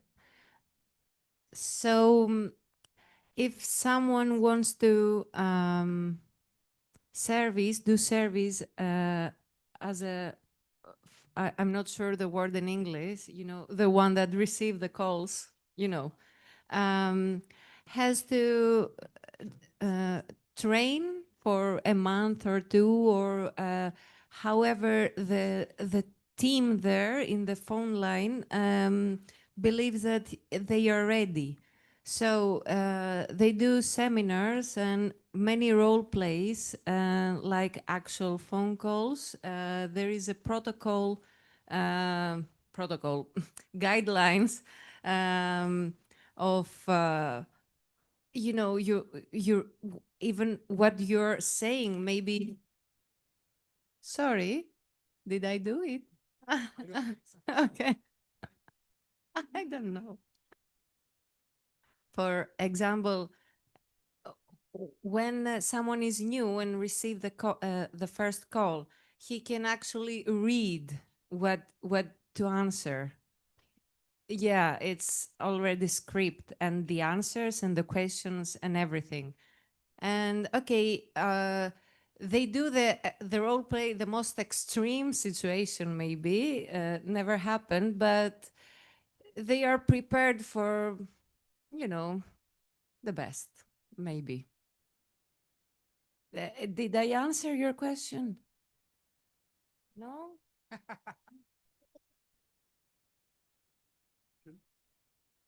I just want to elaborate the intent of the question. Back home in Egypt, right now we have an average of 1,000 to 1,500 calls per month.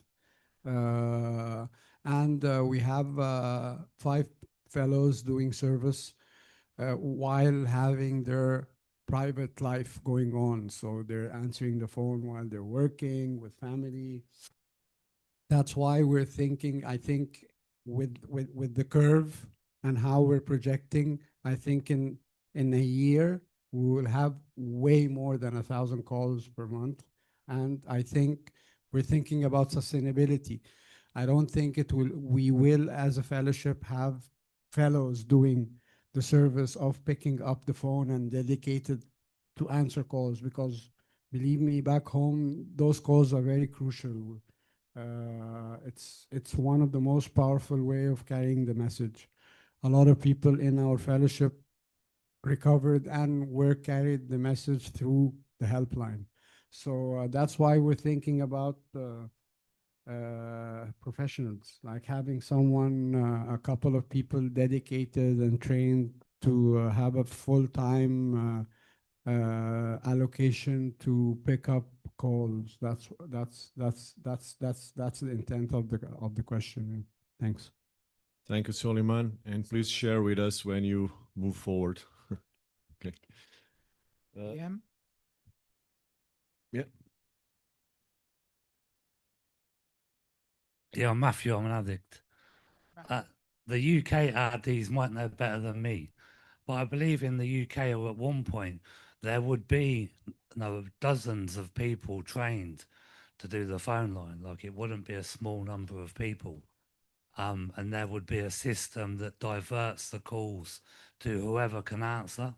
So rather than people having to be like available all the time, several people would potentially be available, and then the calls would get diverted and someone would, pick up. But yeah, I mean, 5 people isn't sustainable, but I mean, Neil might be able to answer better than me. I remember at one point there was, like several dozen people trained and potentially active, on this system to answer calls. Borislava, Bulgarian RD. Hi.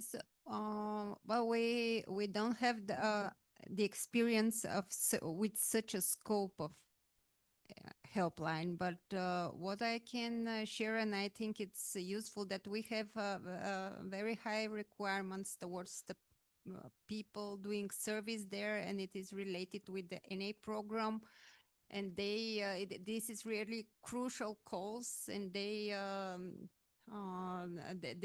deliver the message, and I don't think this could be like outsourced to a professional. And maybe this practical issue is very important for your region, but still, well, every life matters. So I think, well, from our point of view, from point of view of our experience, these people, to every call, they convey the message rather than giving some information. So. I don't have an answer, but maybe you could consider looking for an answer through this. Thank you. Thank you. We still have Nudi, Petra, Neil, Kuba, Max, and Nick. So after Nick, we'll close this question, please. New, the RD Finland. I think this goes for the more or less retaining members in this service role, because this service can be demanding. So at the moment, at least, well, first of all, we don't have our helpline or informational line is open few hours in a day. And obviously we do not have your volume of calls, but we at least 3 of the 7 days of the week are now being handled by a group. So the kind of the hours that the phone is on is during some group's meeting. So in the meeting, there will be this informational phone, and if it rings, then that night's appointed trusted servant will go outside the meeting room and answer the phone. So it divides the responsibility to many people and not just for one. Yeah, thank you. Yeah, okay. I'm Petra, I'm an addict. Yeah, I know that in the Sweden region, we have also, beside from the education, very similar to Greece, we have also had in periods where we haven't had enough people, we have had an answering machine and we call back within 24 hours. But I was also thinking about the calls you get, like the statistics, how many are addicts calling and how many are professionals or people like with, I mean, you could have like an exchange, you know, when you dial in, you like press 1 if you're an addict in urgent, you need help directly, press 2 if you're a professional. I mean, those kind of calls could wait, I mean, 2 days or something, and 3 if you're like a family member of someone, and you know, so that then you could like, maybe it wouldn't be that many urgent calls maybe that would go through. Just an idea. Yeah, thanks. Cool, thank you. I'm Neil, I'm an addict. Thanks for your question, Suleiman. Just to follow on from what Matthew was saying. So we are currently averaging about 1,400 calls a month on the helpline. Our helpline is open 10 a.m. to midnight, 7 days a week. And what we've got is probably the area that we struggle least with servants. We think we've got about 40 people trained at the moment. And they do normally a 2-hour shift, and there's always 2 people on shift. So there's a main responder. And if they don't pick up within 5 rings, it forwards to the next person. So, and if they miss it, then it goes to an answer machine. So that's how we're doing it. Thank you, Neil. Kuba? Kuba addict. So just like some information from the Polish speaking region, we do not have the helpline. I remember the discussion that no one wanted to, you know, I don't know, be responsible or give like maybe medical or like mental health advice to anybody. So we like just keep it like within like our IP. PI, yeah, in public information, and we call it like info line. And on our website, we do have it's more of a like information line for like people, like for professionals rather than for just like addicts. So yeah, so this is it. Thank you. Thank you, Kuba. Max? Max, AD for France. In our region, we have a helpline committee, and in fact, we need a lot of people to do this job. So the job of the committee is to train and to manage a long list of people who answer and who listen income call.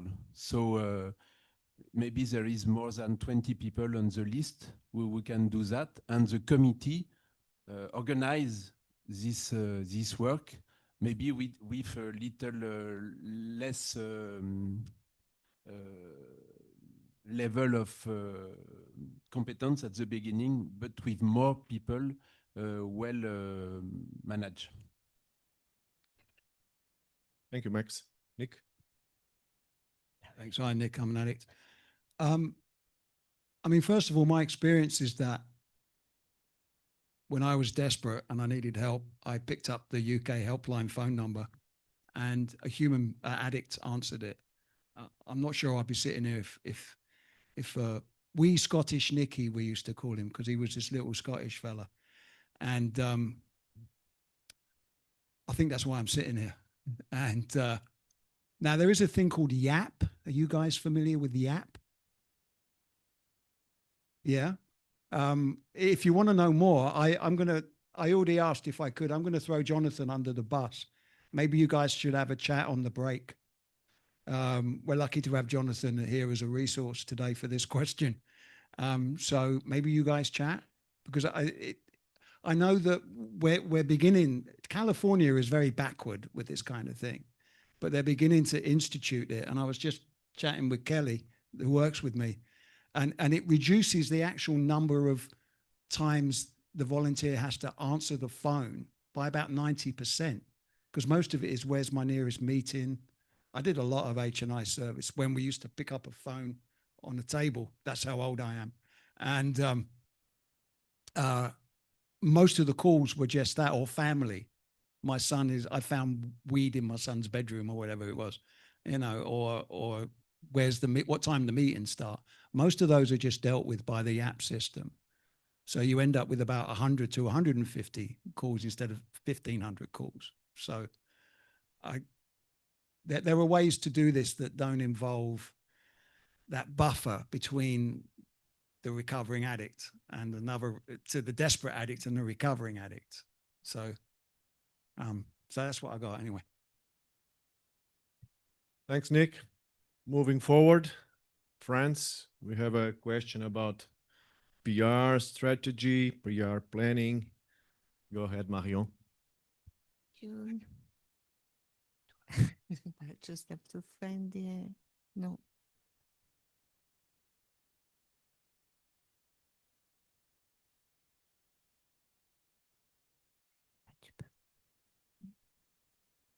Ça y est.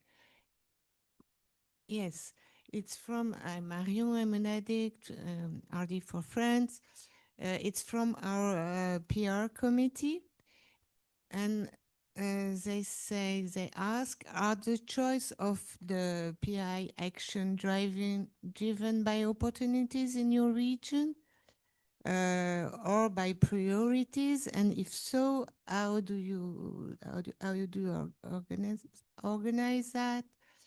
Or by geographical convenience? Do the PI committee have an agenda in your region? I think she mean, do you have project plans about PR action? That's it. Oh yeah, I'm Matthew, I'm an addict. So take, for example, EDM PR and what we do here. So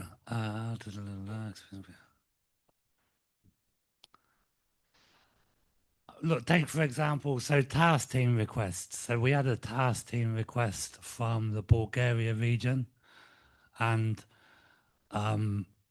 the request was if they organise a PR presentation to professionals at their regional convention.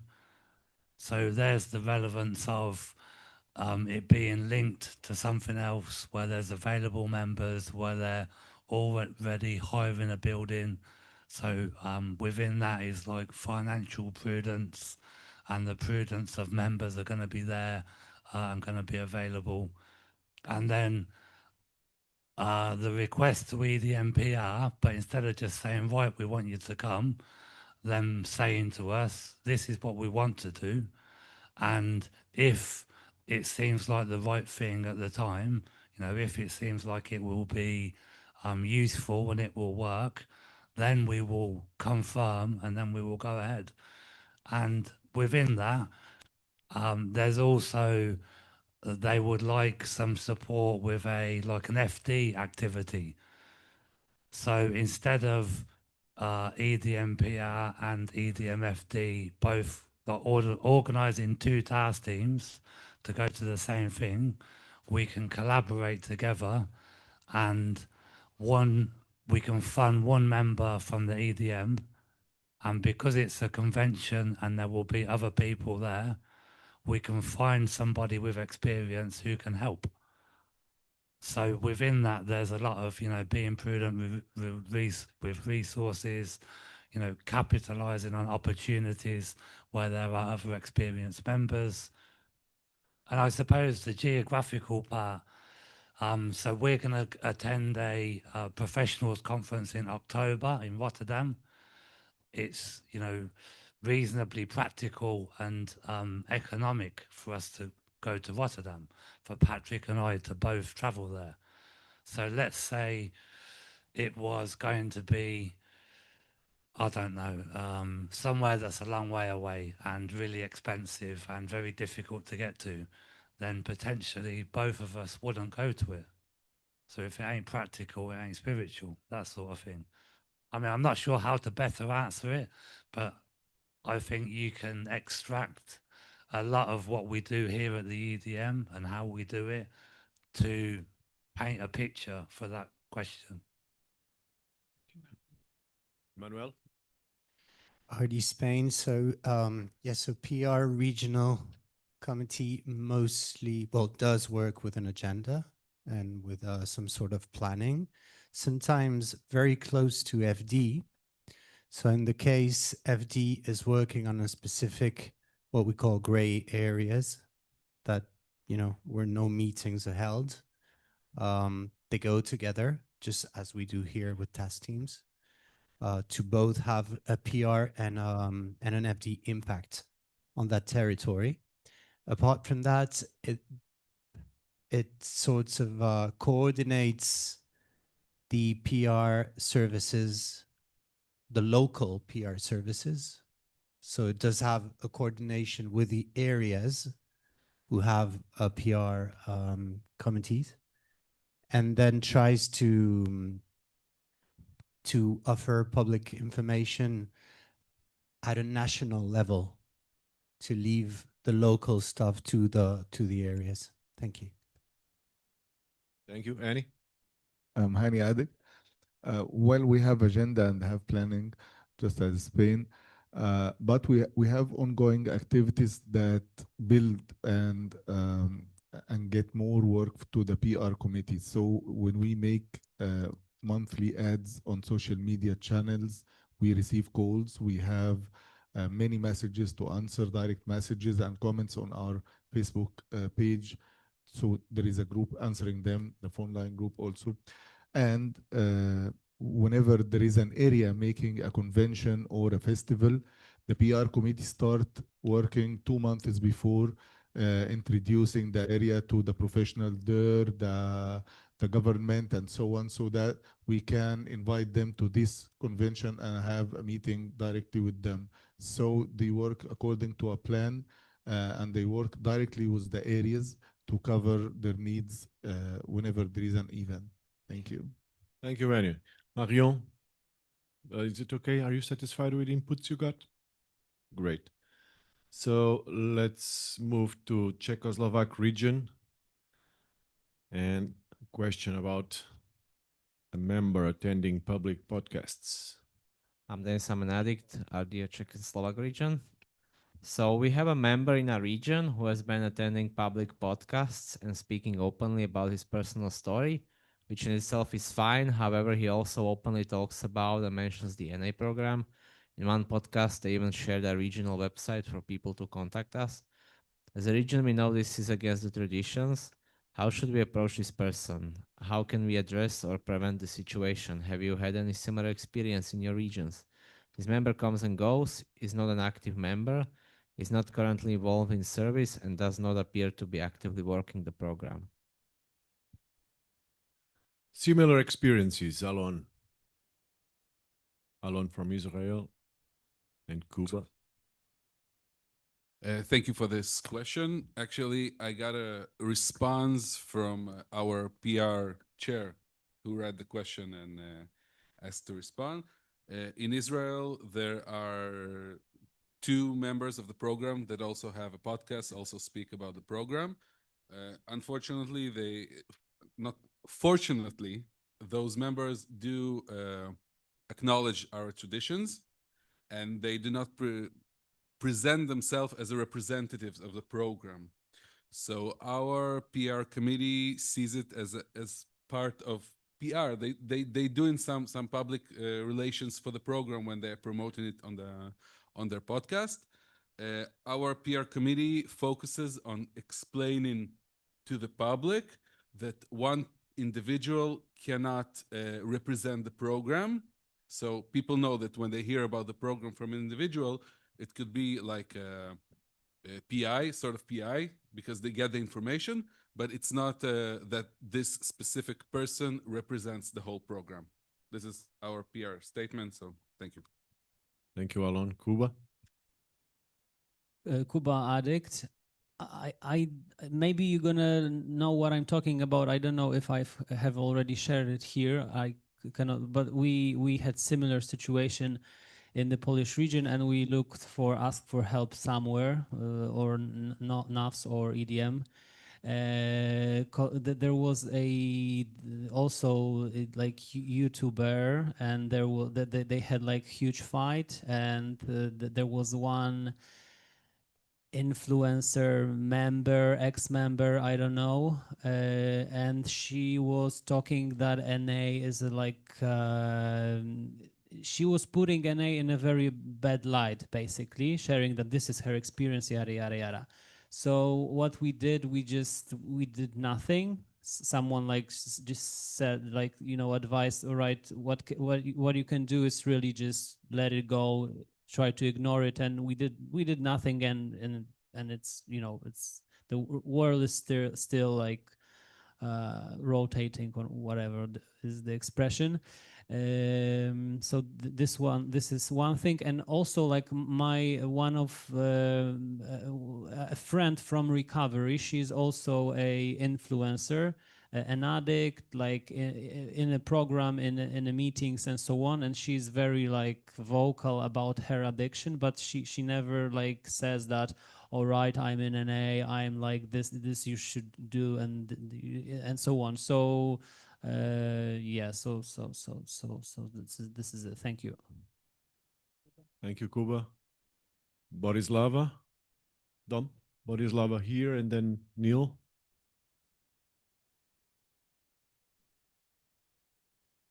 Borislava, Bulgarian RD. We have a very similar experience. It took a few years that we had an addict who owns a treatment center, who has a YouTube channel and also a podcast. He talks a lot about addiction and every now and then mentioning NA. He came to 2024 PR event that was organized by EDM in Sofia. And Patrick and Patricia were presently there, and he was very loud presence there, and he was asking that EDM should take the decision that recognizes his podcast as NA official channel and things like that. And after that, we asked what to do, and we were advised to practically to do nothing if he doesn't start to be very eloquent about being an NA member and an addict and all that stuff, when we should think again. So well, mentioning every now and then continued, and now it decreased. So well, this what happened. He just it proved to him it's not not needed to do so. Thank you, Borislava. Neil? Thank you. I'm Neil Manadict, UKAD. We've kind of got this going on at the moment, actually. We've got quite a famous TV personality that's all over the internet, openly talking about their first meeting, naming the meetings, naming people that they were attending meetings with. You know, and this person's probably got more knowledge of the traditions than any of us. And I'm quite sure a lot of members in the home group have had a quiet word, but, you know, addicts are addicts. I think all we can really do is be there, you know, education, firstly, for newer members. You know, I think this is why it was a big thing at conference about, you know, trying to get Tradition 11 changed. But it's just having solid PR committees, regional PR committees that can mop up the shit when it happens, basically. Thank you, Neil. So we got some examples. And let's go to Italy and to gather some more information and some experience. Thank you, Tino. Ardi, Italy recovering addict. So have you had any recent discussion? No, that's a different one, sorry. We are looking to gather information on the experiences of other regions regarding the broadcasting of promotional campaigns on institutional television channels. Is that clear, or shall I develop? So do you have any videos on national televisions advertising NA, what we do? And do you have any structure how these videos should be constructed? Do you employ professionals to make them? Do you do them yourself? Thanks.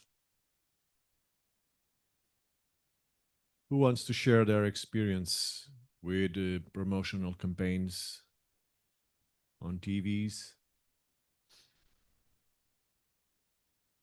Nick?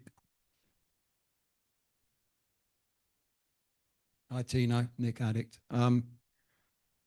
My suggestion would be to talk to CANA, talk to the Canadian Assembly, reach out to,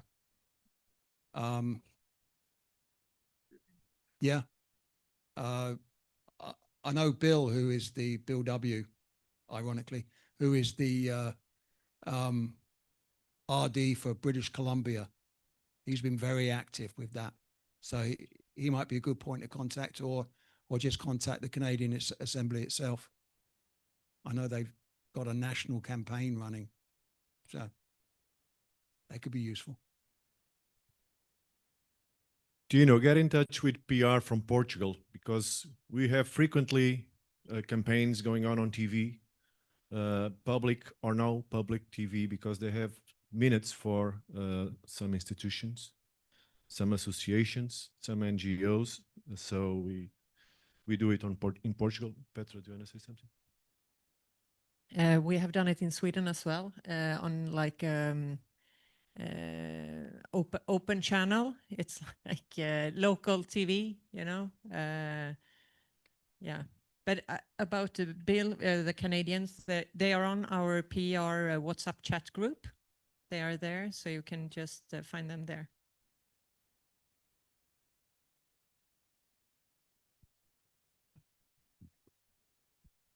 Thank you, Petra.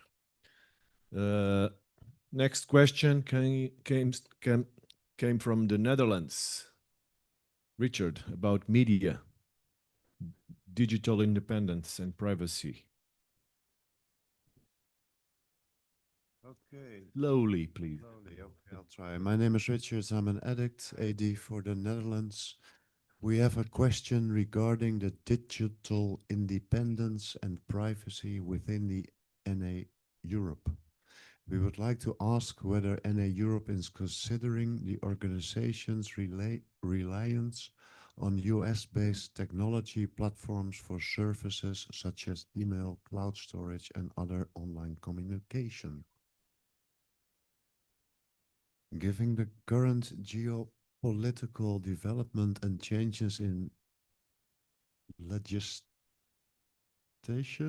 thank you, and policy in the United States, including concerns about the protection of vulnerable communities such as the LGBTQIA+ individuals, we wonder whether the potential risk to the privacy, anonymity, and digital security of our members are being fully taken into account. Have we explored the possibility of using European privacy-focused alternatives, such as Puntje Puntje, based in Switzerland, for email, cloud storage, and other digital services? Such a move could not only strengthen the data protection and members' anonymity, but also reduce our dependence on US-based technology providers. We would be interested to know whether this topic has already been discussed within NA Europe and what considerations have been made regarding digital sovereignty, members' privacy, and the long-term security of our digital infrastructure. Good. Thank you, Richard. Udo, do you have an opinion?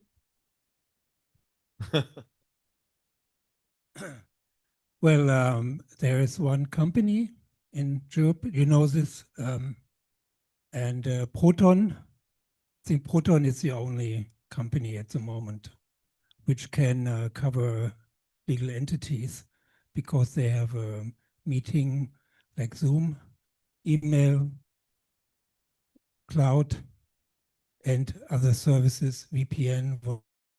It's for legal entities about 14, 15 euro a month. Well, you have to decide what you want. You know, it's possible. We can move to Proton if you want, or just use email Proton for the beginning to be safe for the communication. So I think we need to talk about it more than just 5 minutes. But I would suggest to do it because Gmail, Google Drive, Microsoft, they're scanning all our documents. They might not need it. They might not can do anything with it, but they do. We know this. Also, if you upload pictures now on Instagram or Facebook, they're allowed to use your photos, just by the way. You know. Well, if you use Instagram, you sign for it already. You know? So just to let you know. So yeah, it needs another discussion, I guess. But I like the approach. I think we should go there. In a month, I think it's Proton Business, I think 14, 15 euro a month. You can check it on their website. Thank you, Udo.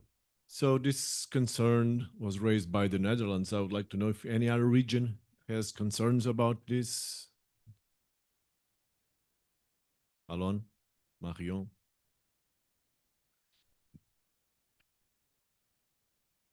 No, I'm all for it. I mean, we have, after reading the Netherlands concerns, I would like to offer perhaps that our MC come with, you know, something that we can vote on for our next EDM, something concrete. Marion? Just one thing to let you know, you can have a test drive. I think the test drive goes for 2 weeks or 1 month. So we can do a test before, and then you can buy whatever kind of subscription. Yeah, I'm Mario, I'm an addict and already from France. We have members who ask questions about that in our region. And they also ask questions because yeah, on Zoom, when when we record all the EDM or all the assemblies, or they took all oh, sorry, I'm fat. All the information from us, and it's not really okay. So we had an IA for the secretaries in the region. Members said we don't want them because they record all our information. So yeah, it's really a good question, and we have to move forward on it, I think. Thank you, Marion. David and Alain. And I'm sure Udo will start looking deeper for some solutions. And Graham. So, David. I'm David, I'm an addict. My question is regarding this, that then we have to start to learn use a new platform in every area, and it's gonna be a big mess for a while. And I don't know how many secrets do we have on this thing or how important that is for us. But is there an option for, it's just an idea to have a backup somewhere, like all our stuff would be backed up on Proton, and we can use this thing further, what we use now. And if there are problems, then we can move on straight away. We already have a backup. It's just an idea. Thank you. Thank you, David. We have Alon, Niels, and Dennis, and we close the queue. We're not changing anything now. We're just bringing some concerns to this body.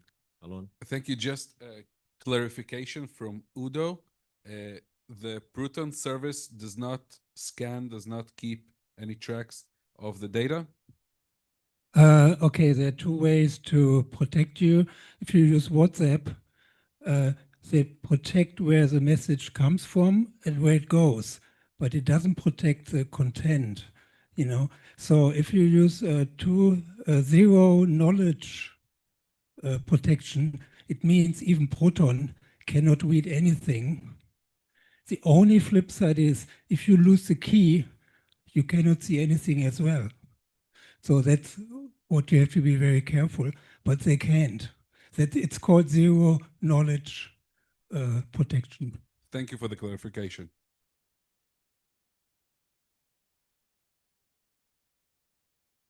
Finished.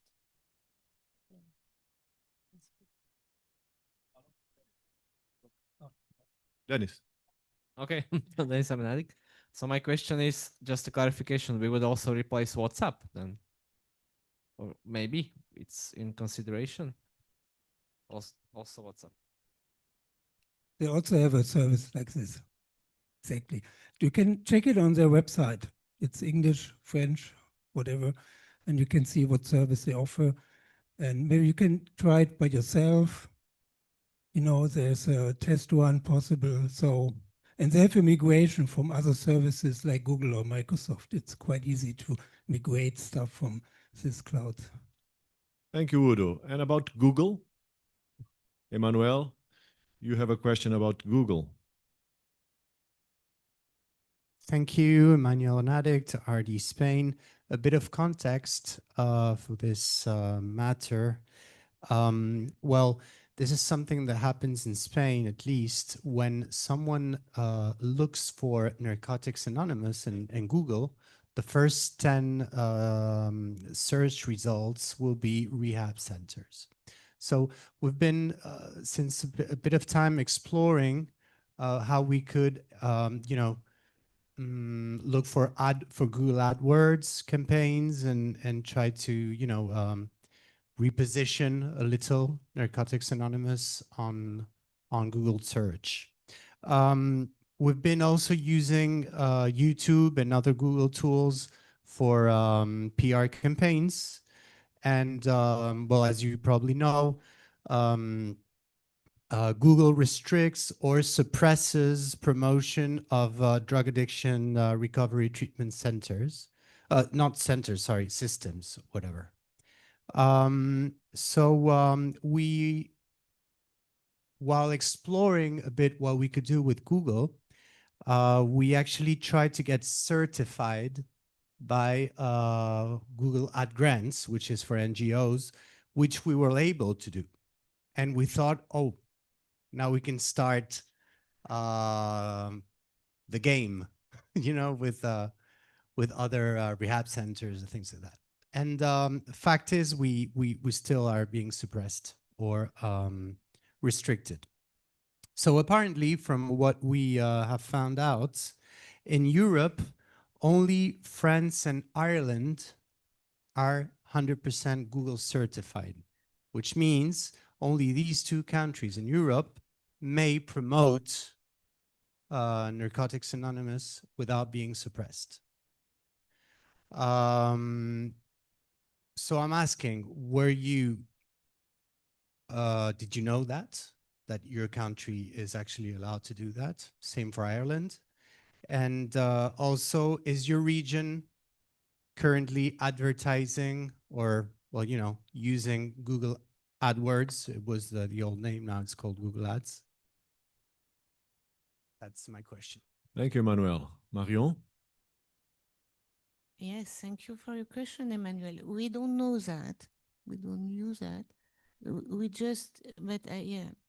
Is it about the occurrence when you, because we had this problem when you put Narcotic Anonymous, it's not the first one who is going out. There are lots of other things. But yeah, and we tried to, with our administrator, internet administrator, he said, we have to go through the website to put our reports, so we make it go up in the occurrence, but it doesn't work anyway. But we don't do ads. We don't use social media and Google to do ads. So apparently Ireland, both Ireland and France, this doesn't mean you're already Google certified to do paid promotions, but you could, you too. So this is why I was asking, because I wanted to know how come, or how did you do that? You know, so it could not be Narcotics Anonymous. Maybe it's other rehab systems, things like that have really worked on it. And so it's something that would take long, probably. Maybe something to speak about with PR, that, you know, maybe from a European point of view, Google could be you know, well informed about us, about who we are and what we do. That's something for the future. Thank you. Thank you, Manuel. Alon? Hi, Manuel. My name is Alon, and I'm an addict. I'm not sure that I'm answering to what you're saying. I know that we, in our region, after we have a website and everything, we did reach out to Google Israel. And if you write in Hebrew, narcotics, that will, Narcotics Anonymous in Hebrew will be the first thing that will pop up.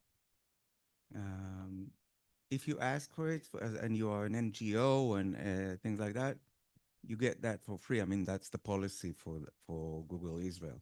So that will be the first thing that will pop up if you write Narcotics Anonymous in Israel or narcotics in Hebrew as well. Thank you, Alon. Ken, do you want to add anything? Something? I'm Ken, I'm an addict, AD Ireland. I wish I could, but I can't. And I suppose in real forms of kind of what we do in NA is we will find out for sure, you know. So I'll reach out to a regional chair, which is probably the best person to ask, and a PR chair, and we'll have a response, I'm sure, yeah. Thank you, Ken. Okay. Udo, you want to say something? I've got a list, pros and cons, to move to Proton. It's a long list, and I mean, people can check it out. If someone is interested, I can send it for the next EDM, whatever. It's a long list. You need something like this. It's a qualified pros and cons list. Okay. To Thank stay you. or to leave, whatever. Thank you, Udo. So let's go to the north, to Finland. Nuti. Let's find out what happened with the 11th tradition. Nyti RD Finland. Yeah, so we have encountered some situation where the 11th tradition has been breached on social media. For example, we have a YouTube channel where two relatively new members are doing Q&A about NA, being in recovery less than a year. The other thing, we have multiple members doing this kind of live stream recovery live, and they are, for example, they are reading. You can see that they are reading our step working guide, the questions there, and then they are talking about it, and basically they are all members of the NA, and yeah. Do you have something? I don't know how we had some already kind of experiences here, and basically the message was do nothing. But if you have anything else to add, we would be interested to hear. Thank you. Alon, Emmanuel. Yeah, thank you, Niti, for the question. I think this matter, if I understand you correctly, is a little bit different than individuals promoting the program. It's individuals using our literature unauthorized. That's very simple legal issue. We have copyrights on that literature, and only as a fellowship we can use this literature.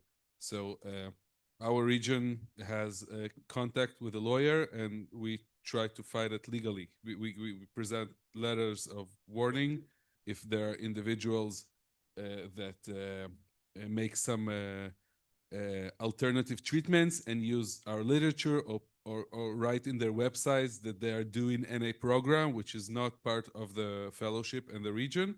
It's a very simple legal issue. It's not PR issue, and we try to deal with it legally. Thank you. Thank you. Manuel.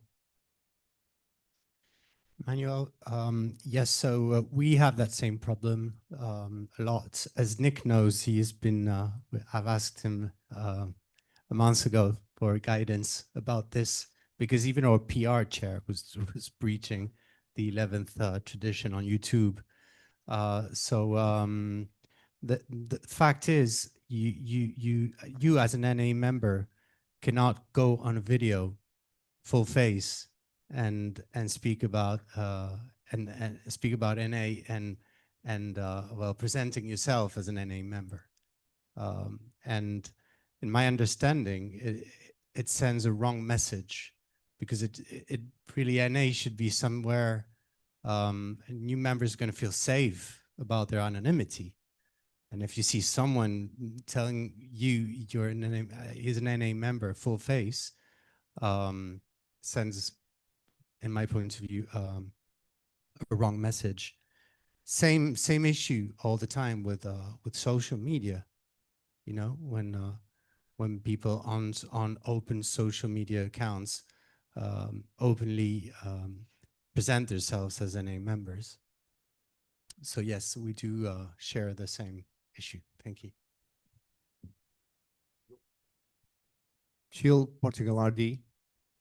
So there is a few podcasts that I follow, and one is actually interesting resource because it talks about our literature, but it starts to say that it is not affiliated with NA, and it sounds that they have a lot of experienced members, and I find it interesting. the way they approach it.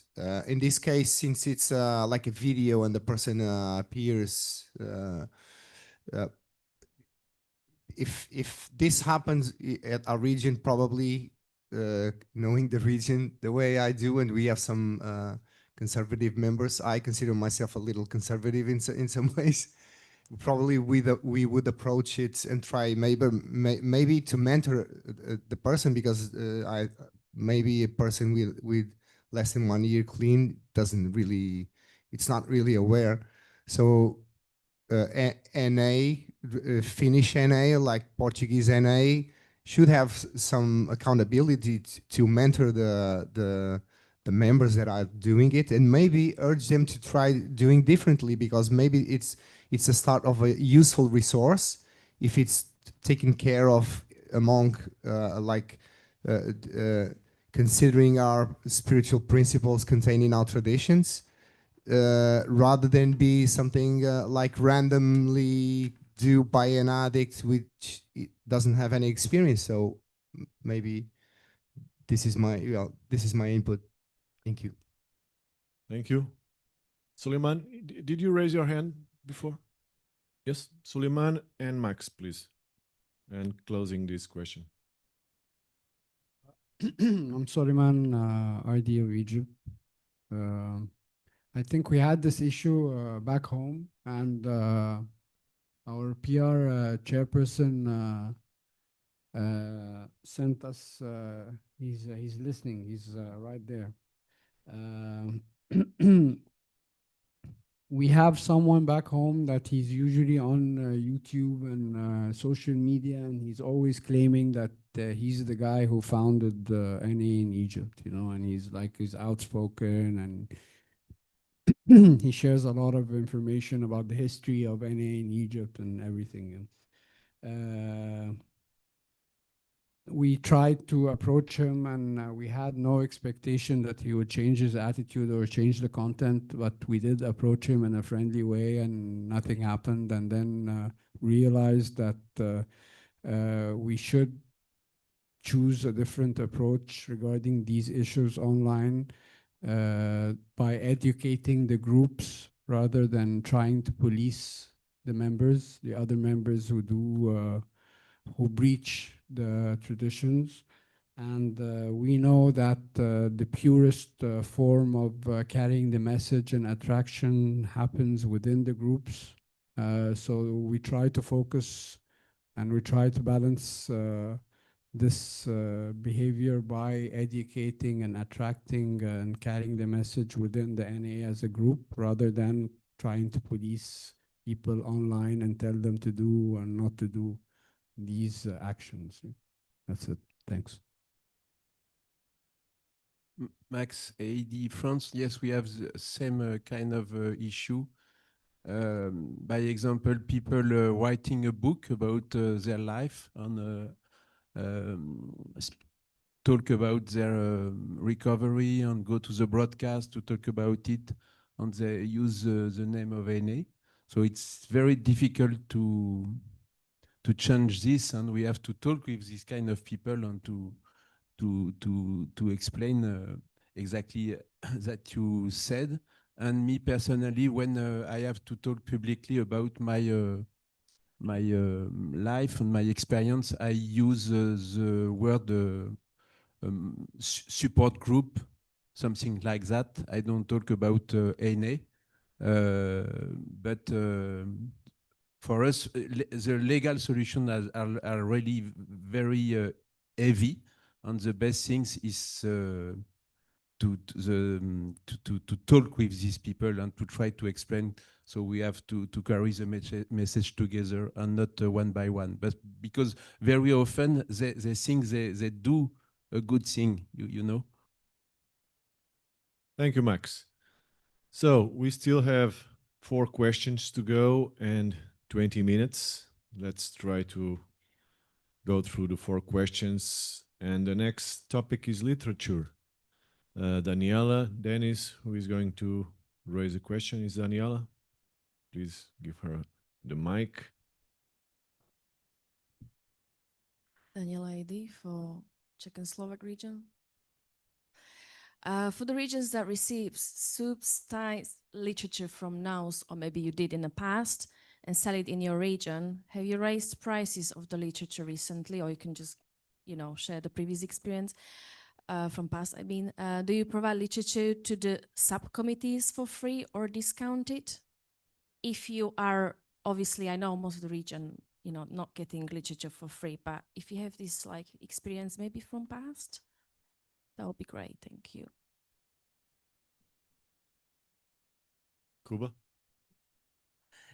Kuba Addict. So we do have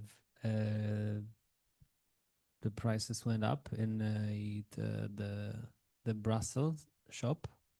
So we also do have it in our regional guidelines that we have a cap on it, like for example, or that we're gonna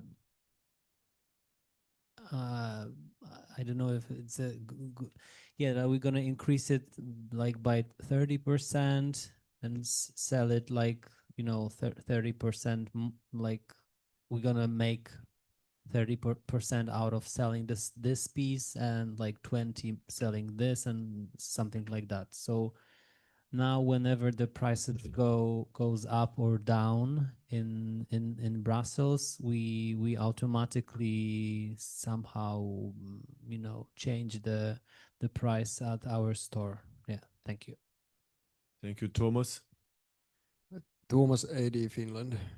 To answer your question shortly, yes, we did raise the prices, and yes, we do provide discounted prices to subcommittees, but primarily to areas, 10%. Thank you. Thank you, Thomas.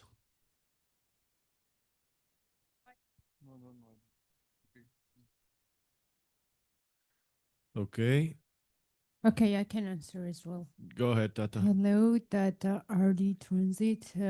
So basically, back in my country, not in my region, we still receive the literature from NUS free, and we are not giving to subcommittees without money or with discount. They are buying it regularly.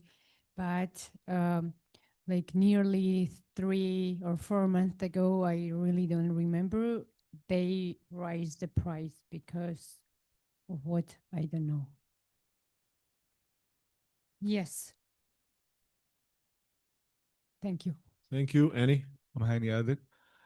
For the subcommittees, if you mean the service committees, they just put in their budgets that they need amounts of books, and we deliver them to them and exclude it from the regional budget. It is not converted to money. It's just that they need 10 basic text and 10 how and why and 10, and they take it out for free because they are part of the region. They have no income. The only committees that have income, the activities committee and the literature committee.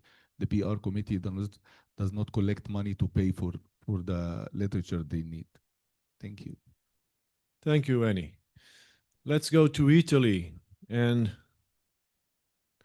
their concerns about withdrawing Bulletin 29. I'm Simona. I'm an addict. Have you had any recent discussions with your region regarding the removal of Bulletin 29? Several of our members have raised concerns, and our question is why the bulletin were withdrawn with such short notification, and fear that this will lead to confusion in regards to the clean time when members are sit on drug replacement treatment.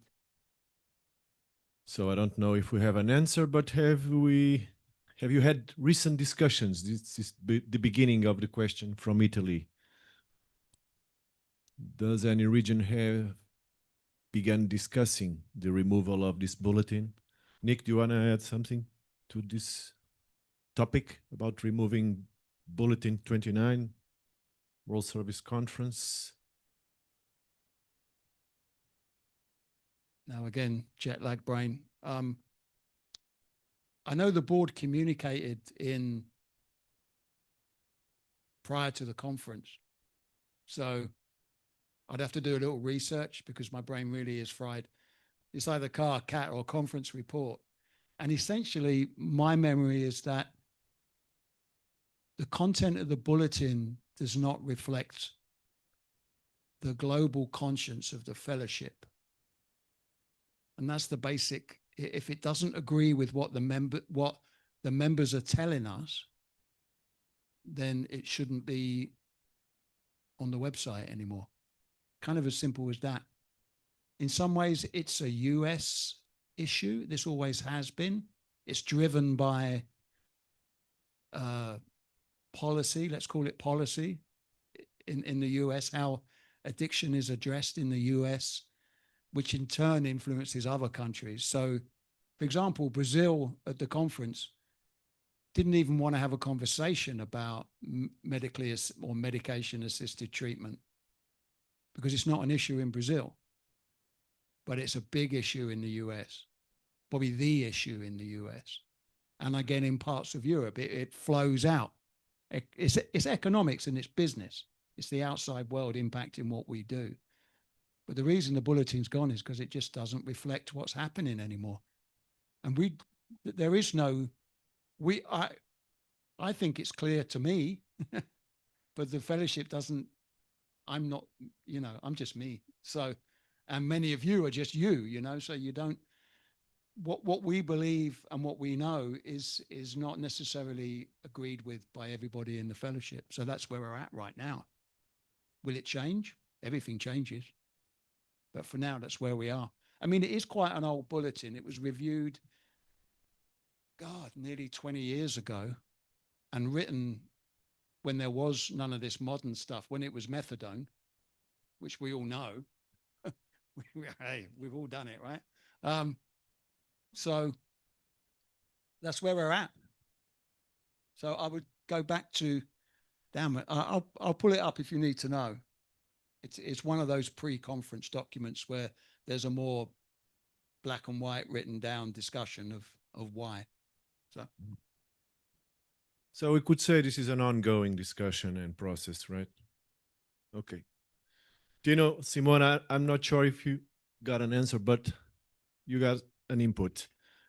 So an events question. Daniela and Dennis. Too many questions from us today, sorry. Daniela AD. We had the questions from few members. What kind of NA social events do your regions put together? And where do you draw a line between NA event and a social get-together? Is just background story, basically, or one example, sometimes there is like, or there are events where it's not just NA, but it's like AA, Al-Anon, and some other 12-step fellowships. And even myself, to be honest, we use the email to obviously spread the message that what's happening. And one member actually sent an email where he actually included the poster about upcoming event where, as I mentioned, AA was and Al-Anon and NA, and I personally don't agree with that, not just because I don't like AA or something, but this is not NA event only. It's so yeah. So where you basically draw a line between NA event and a social get together. Thank you. Thank you, Daniela. Anastasia? Is that a hand raised? Oh, it is.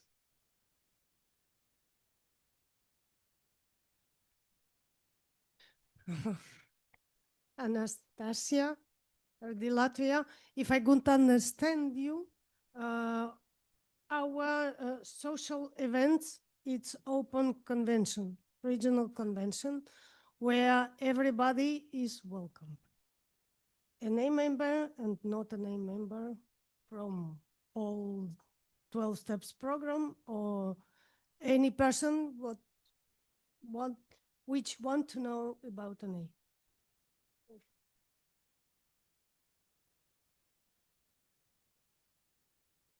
Who is next?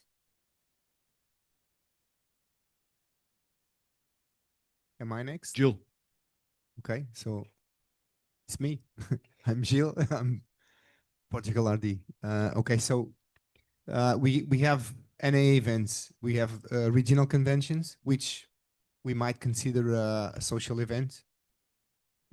We have the area conventions. Also, we have the regional convention. And then we have our own learning days, which, by the way, it's going to happen in October 17th and 18th. If you're very welcome, it's going to be hybrid. And that's the type of events we do. Then we have also fundraising events like activities. We have a lot of subcommittees, activity subcommittees. They held like dinner for everyone with a party, and then they sell some T-shirts and stuff like that. These are the kind of events we have. As far as other fellowship events, we don't do that. I mean, NA can cooperate. We do cooperate, but in doubt, we should have a look into the sixth tradition and what is an affiliation or I think the traditions are a little clear and can guide us in doing a thing that may cause a little division and controversy within the fellowship.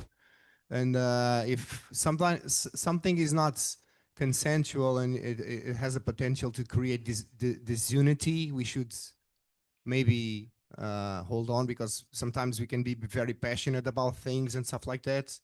But if we listen to the group conscience, maybe even if it's not in favor of our passion, we should double check it, and maybe we should follow it.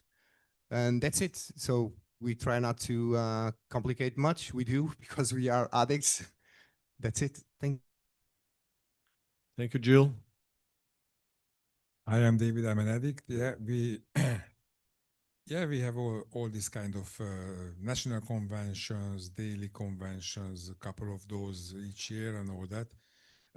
We have problems sometimes when newcomers come into the meetings and starts to improve their lives, and the ego comes in and they start to reorganize and they start to make some kind of events that we just see on the social media, that is any picnic or whatsoever, but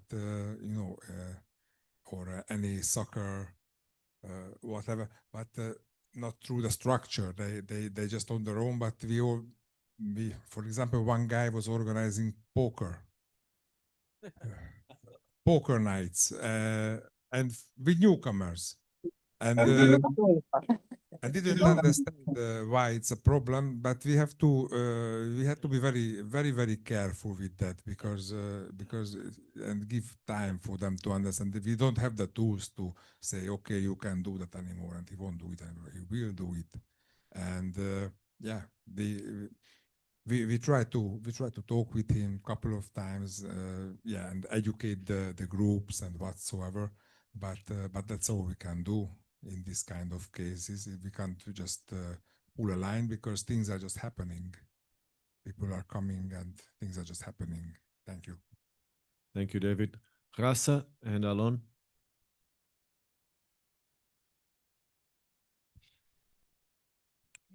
Rasa, RD Lithuania. Well, in Lithuania, we love NA events. We love conventions, and in our region was decided that NA event is when you have a planned agenda about all the about the program, workshops, and the primary purpose to spread NA message for those who suffer, and all other activities is just for fun. Thank you. Thank you, Rasa. Alon and Christina. My name is Alon and I'm an addict. I think that especially the last few years, with the incoming of many young members, um, our region and areas can't keep up. So yeah, we've got like a soccer tournament, and we've got parties and regional conventions that are NA, that are, you know, they come from the region or either the areas. But there's a growing members, and they have it, they call themselves the Trans Fellowship, and they do trans parties, usually in the woods or something like that. But it is not an NA party. It's some members coming together, having fun, and they want a clean party. I mean, it sounds okay with me. I mean, they don't do anything wrong. It isn't publicized in our website or with our areas. That's what we have. Thank you, Christina. Hi, Christina RD from Ukraine. It's a little bit fun for me because I think about our flyers. We have in our flyers information like party all the night, or not poker night, but yoga or something like this. Same in Ekna, in Kiev, it was the same. And we don't pose these questions really. And by my opinion, personally, I think maybe I agree with Rasa. It will be something more close and NA in our flyers. It's true. Thank you. Thank you, Christina. So you were mentioning yoga, and we have a question about yoga. Yeah. And mindfulness activities And from Sweden. Thank you. I hand over the microphone to my AD. Thank So you. talk us about yoga, Tim. Hello, I'm an addict named Tim, AD from Sweden. Hello. So I'll read it. Have your regions had any discussions about mindfulness activities such as yoga, qigong, guided meditations, shamanic/drum journeys, being a part of your conventions or speaker days, etc.? And the background story for this question is we had a motion in our region at our annual meeting about not allowing mindfulness activities being mentioned at the flyer that is put on our website. The main reason and motivation for this is to not confuse people of what NA is and what NA is not. Our areas did not come up with a decision regarding this motion and asked us as delegates to ask our fellows in the EDM if you have had any experience or discussions on this topic. Thank you, Tim. So who had these discussions? Oh, really? Are they going back empty-handed?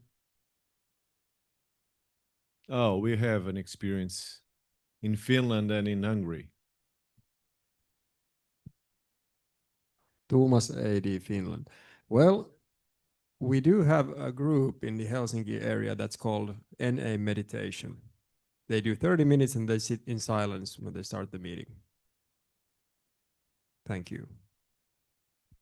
Thank you, Thomas. David, and then David, and then Emmanuel. Hi, I'm David. I'm an addict, and we have meditation meetings in Hungary, which is a 10 minutes meditation from the beginning, and also at the Central European Convention end of this August, we're going to have yoga as well. Thank you, David. Emmanuel? Thank you.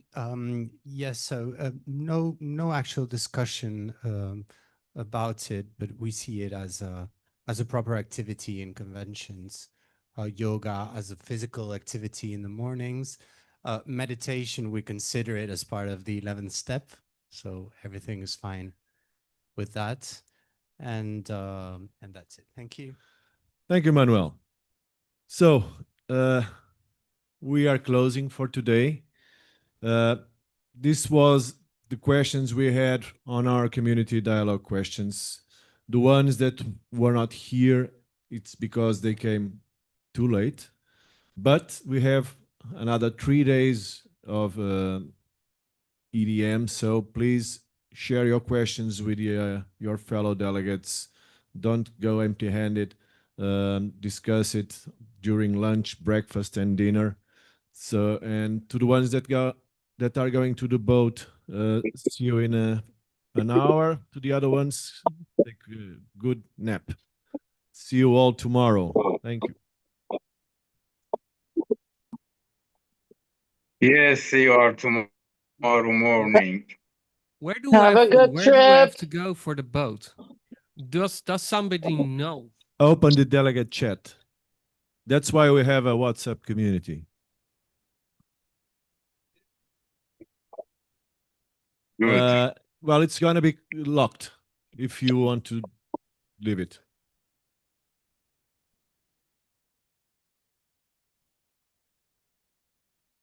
It's the same question.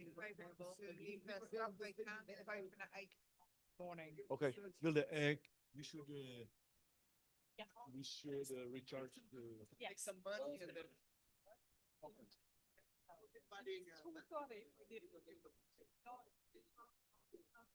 It was us. It was us. No, but Wilde, you did your best. Thank you. You did your best. You've been amazing. It's gonna be close. I will. I will. Camera and the other phone. Yes, I will get the key. And so it will be locked. And I think they know a couple of you are, but because this. Okay. Fantastic. Yes. So 8 o'clock tomorrow, you can get yourself. Okay. Cool. Yeah. Cool.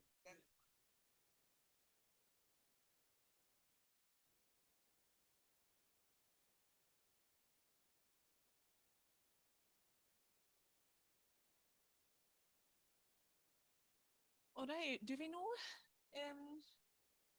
I reckon the hotel will charge the microphone somewhere. Yeah. Right? I'm guessing.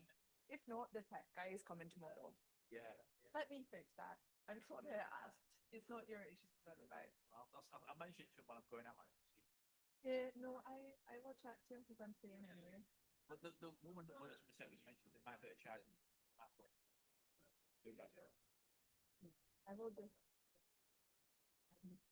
He's right there, so I will just. Yeah,